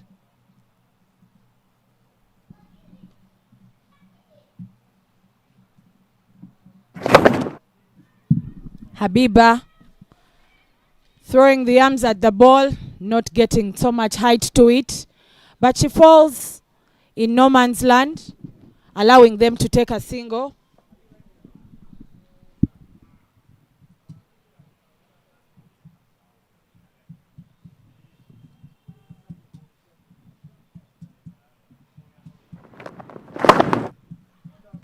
That's very well taken there in the covers by Rita Musamali. That was fiercely struck by the young Zil Patel. But even better, well taken there by the fielder in the cover region as Canada lose their 8th. Very good comeback there by Rita, who put down one earlier off Naume's bowling, but this time she comfortably completes that catch off Immaculate's bowling. Zil Patel in your frame there, jumping out, attempting to play it over, but is not successful. Nachisu Immaculate picks her first wicket, and Zil Patel is sent back to the dugout. Next batter for Team Canada is jersey number 9. After scoring 7 of 19 balls. Rajput that did a lot of the damage with ball in hand this time is being asked to do the same damage with bat in hand. With a massive equation for her. As that 114-run mark for Canada to pick up that elusive victory in the tournament continues to be far in between. But as I said, they will take as many positives as they can. As Imagine Nachisu continues to string together a number of dot balls to put the finishing touches on for the Victoria Pearls as they pick up their 4th successive victory against Canada.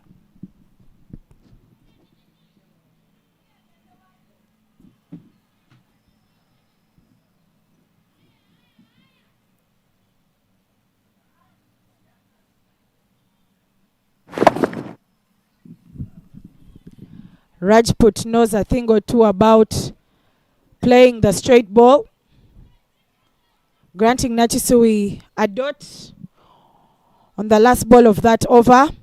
And after 18 overs, Canada are 63 runs for the loss of 8 wickets. Mid-wicket conference there. And Consulate Nimungu back into the bowling attack to deliver the penultimate over. A seasoned Consi handed the responsibility of cleaning up the tail as the Victoria Pearls look to cruise to victory. Match day 4 of the Victoria Series. Well, I think I'll like this matchup because Consi brings the ball into the left-hander, and we've seen that Habib likes to hit basically in that what appears to be a slightly short boundary at deep mid-wicket and cow corner. So she will chase her arm if anything is bowled in her hitting arc.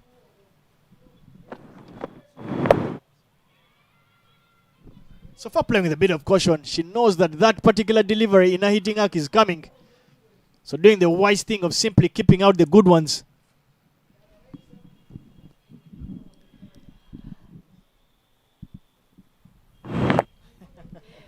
Playing with caution, like you said. But Davis, with just 9 balls to go, with another probably 40 runs that they need, wouldn't the desire to try and attack such a bowler be on? I don't necessarily think so, because I think that your intentions will be driven by what you had planned to do, what you are hoping to achieve out of a particular, not just game, but an entire series. I think Canada, for me, came here to try and learn and pick up as much experience against higher ranked sides. So it would make no sense for them to just keep trying to hit out and get themselves out. They need to ensure that in each particular inning that they do play in the tournament, even before they go down to Tanzania, they bat at least their allotted 20 overs. So for me, that I think is what is important in what they're trying to achieve. Rajput rocking back just a little to play one to the deep mid-wicket region. They're able to comfortably get a single there.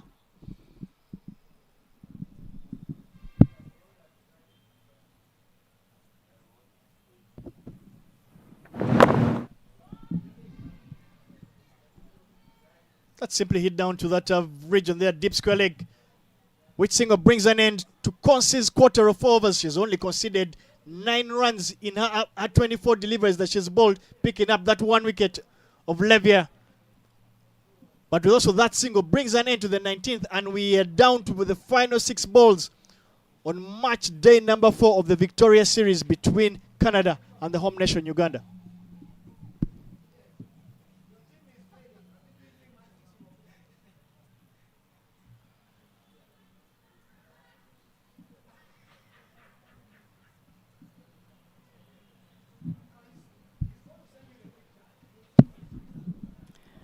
And to deliver the last over of the second innings, Natsu Immaculate is asked by her captain to do the honors. Interesting field setup there. Habiba plays one to the deep square region, comfortably allowing them to take another one run there.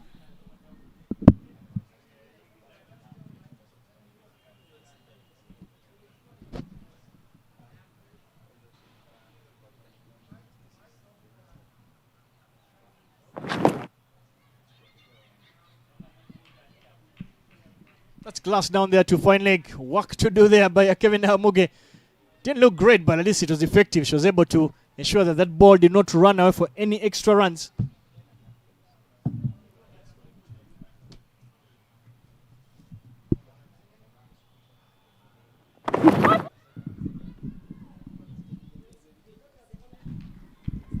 Attempts to go big, but unable to get any meaningful connection. Again, she went for her favorite area, trying to hit that to that vacant cow corner region, but this time round, the matchup not in her favor. It is against the right arm of spinner, and she can only hit that into the skies, allowing Machelina Chisui to complete an easy chance, picking up a second in the game. Another wicket falls for Team Canada. Into bat is In your replay there, Immaculate completing an easy catch there, off-out bowling, and that sends Habiba Bada back to the dugout. But in walks in Habiba, scoring 11 runs off 19 balls.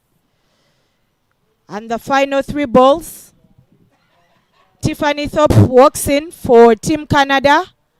Immaculate still having 3 runs to bowl, but in your frame there are very many fans of the Victoria Pals here to witness. Tiffany Thorpe starts it off by playing to the square leg region, but they do not take the one. I think that has been one of the challenges. The hunger to run has not been quite evident. And we'll see how things turn out for the last 2 balls of the match this morning. Nachisui delivers it wide. Gives her a bit of air. You can see she was trying to perhaps try to entice the batter to trying to go big, but that is adjudged wide. Interesting sights there from Tiffany. She lets that go, which was the penultimate ball of this particular match. You feel that she appears like she has not shown a lot of intent of walking out there to try and score some runs. She looks satisfied with ensuring that Canada actually bat out their allotted 20 overs. She does put a bit of bat to it. Plays one down to the long on region, granting Canada just another single run. And at the end of the 20th over, Canada have 70 runs for the loss of 9.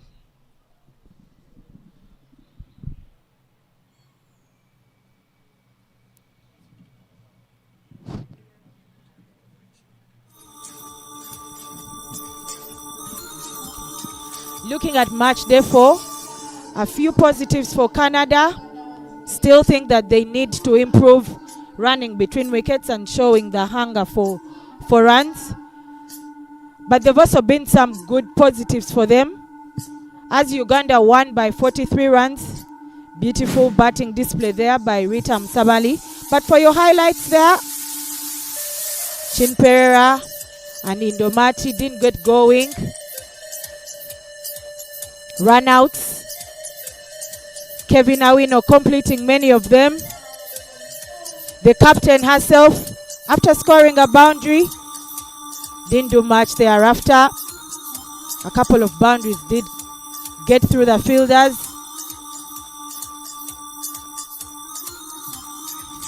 Creamer there walking into her stumps, attempting to cross that one, not successful. Bit of misfields there by Istailuko, not looking sharp. A lack of putting her body down.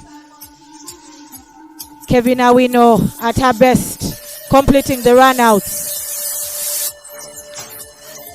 Couple of those run down past the keeper, Habiba Bada, using that left hand energy to strike a few boundaries.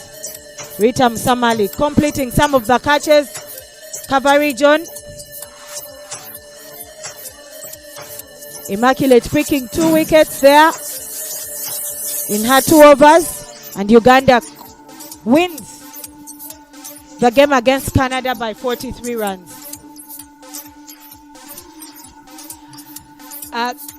Canada scorecard here, Chin Pereira, Indomati, not much talk about, but Kwazi, who came in this time, 14 of 31, captain, didn't get going, Krima either, Vandana, double figures, 13 of 16, Terisha, this time did put up her hand, Zil Patel and Habiba, also attempting to score some runs for Team Canada.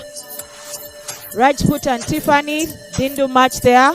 Only 6 extras they were given by the Victoria Pals, ending up with a score of 70 runs for the loss of 9 wickets.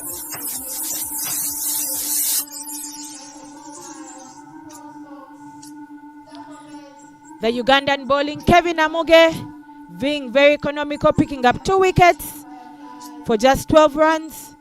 Naomi Amongin, wicketless, only conceded 10. Consolate, economical, picked up 1. Rita Msamali, wicketless.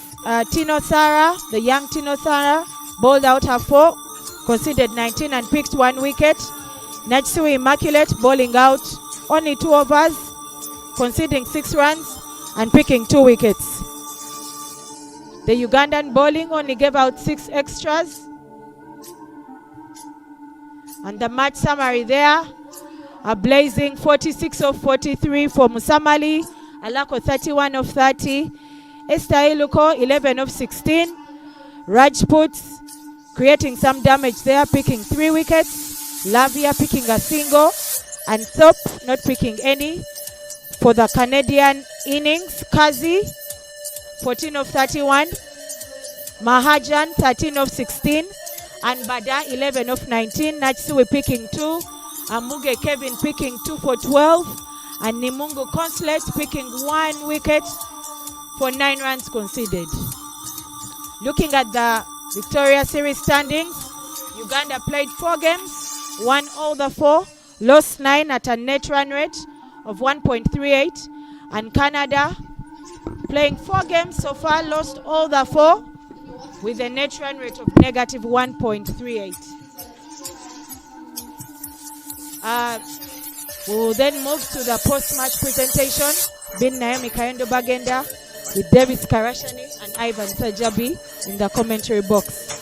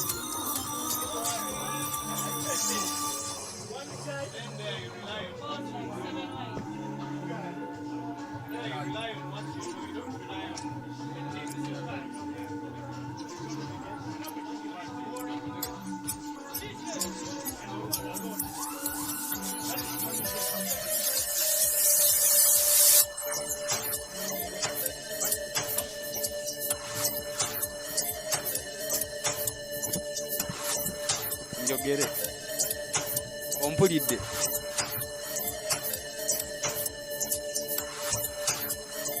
Check microphone.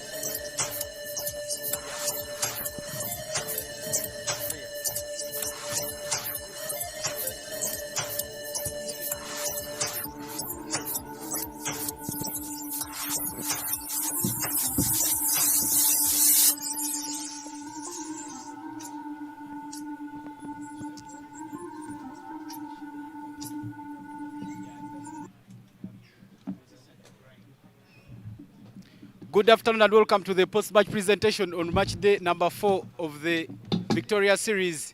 Uganda has picked up a 43 runs victory, but let me invite the captain for Team Canada to come for the commiserations. Amarapal, hard luck today. What are the positives in today's game? Yeah, we took some positive, like in bowling we did a great job, and yeah, we need to work on our batting, and we have to more work on our running between the wicket. So that's what we are looking forward to in the next game. So yeah, these are the things we have to take care while playing.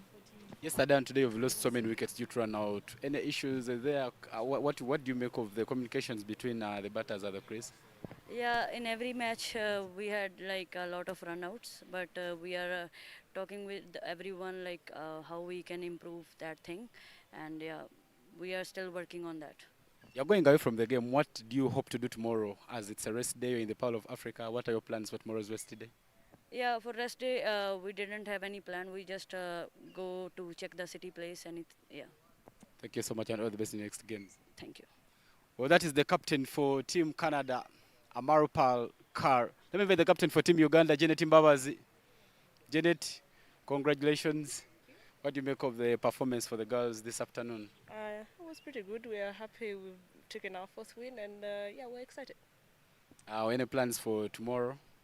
Resting. When do we hope to see maybe Jimia come in, Otino, or that's not in your docket? We'll see what happens tomorrow, but for now, we rest. We talk about things that we need to improve as a team. We take some time to chill, relax, enjoy each other's company, and yeah, we'll see what happens on Sunday. Thank you so much and all the best. Welcome. Well, that is Janet Mbabazi, the captain for Team Uganda. Now to go to the play of match. The play of match scored 46 runs of 43 balls and took a stand of a catch. Ritam Sambal. But to give her the award is the body member representative for Nehru Cricket Club, Alvin Bagaya.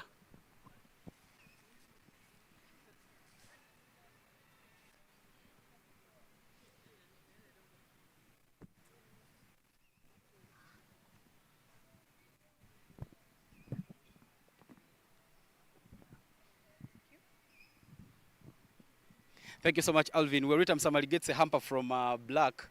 Rita, congratulations. Thank you for remembering. Yesterday I was with you and you told me that it's hard for you to get a player of match award. What made it easier today? First of all, I want to thank my teammates for backing me up and supporting me. I failed in the first games, but at least today I executed. Yeah. Any plans for tomorrow's rest today? Just going to rest, then come back the next games. Thank you so much and all the best. Thank you. Well, that is Ritam Samari, the player of match in today's game. Well, we've come to the end of today's match. Tomorrow the tournament takes a rest and action will return on Sunday.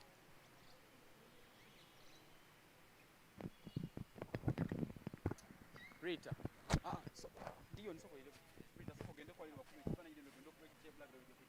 Amina.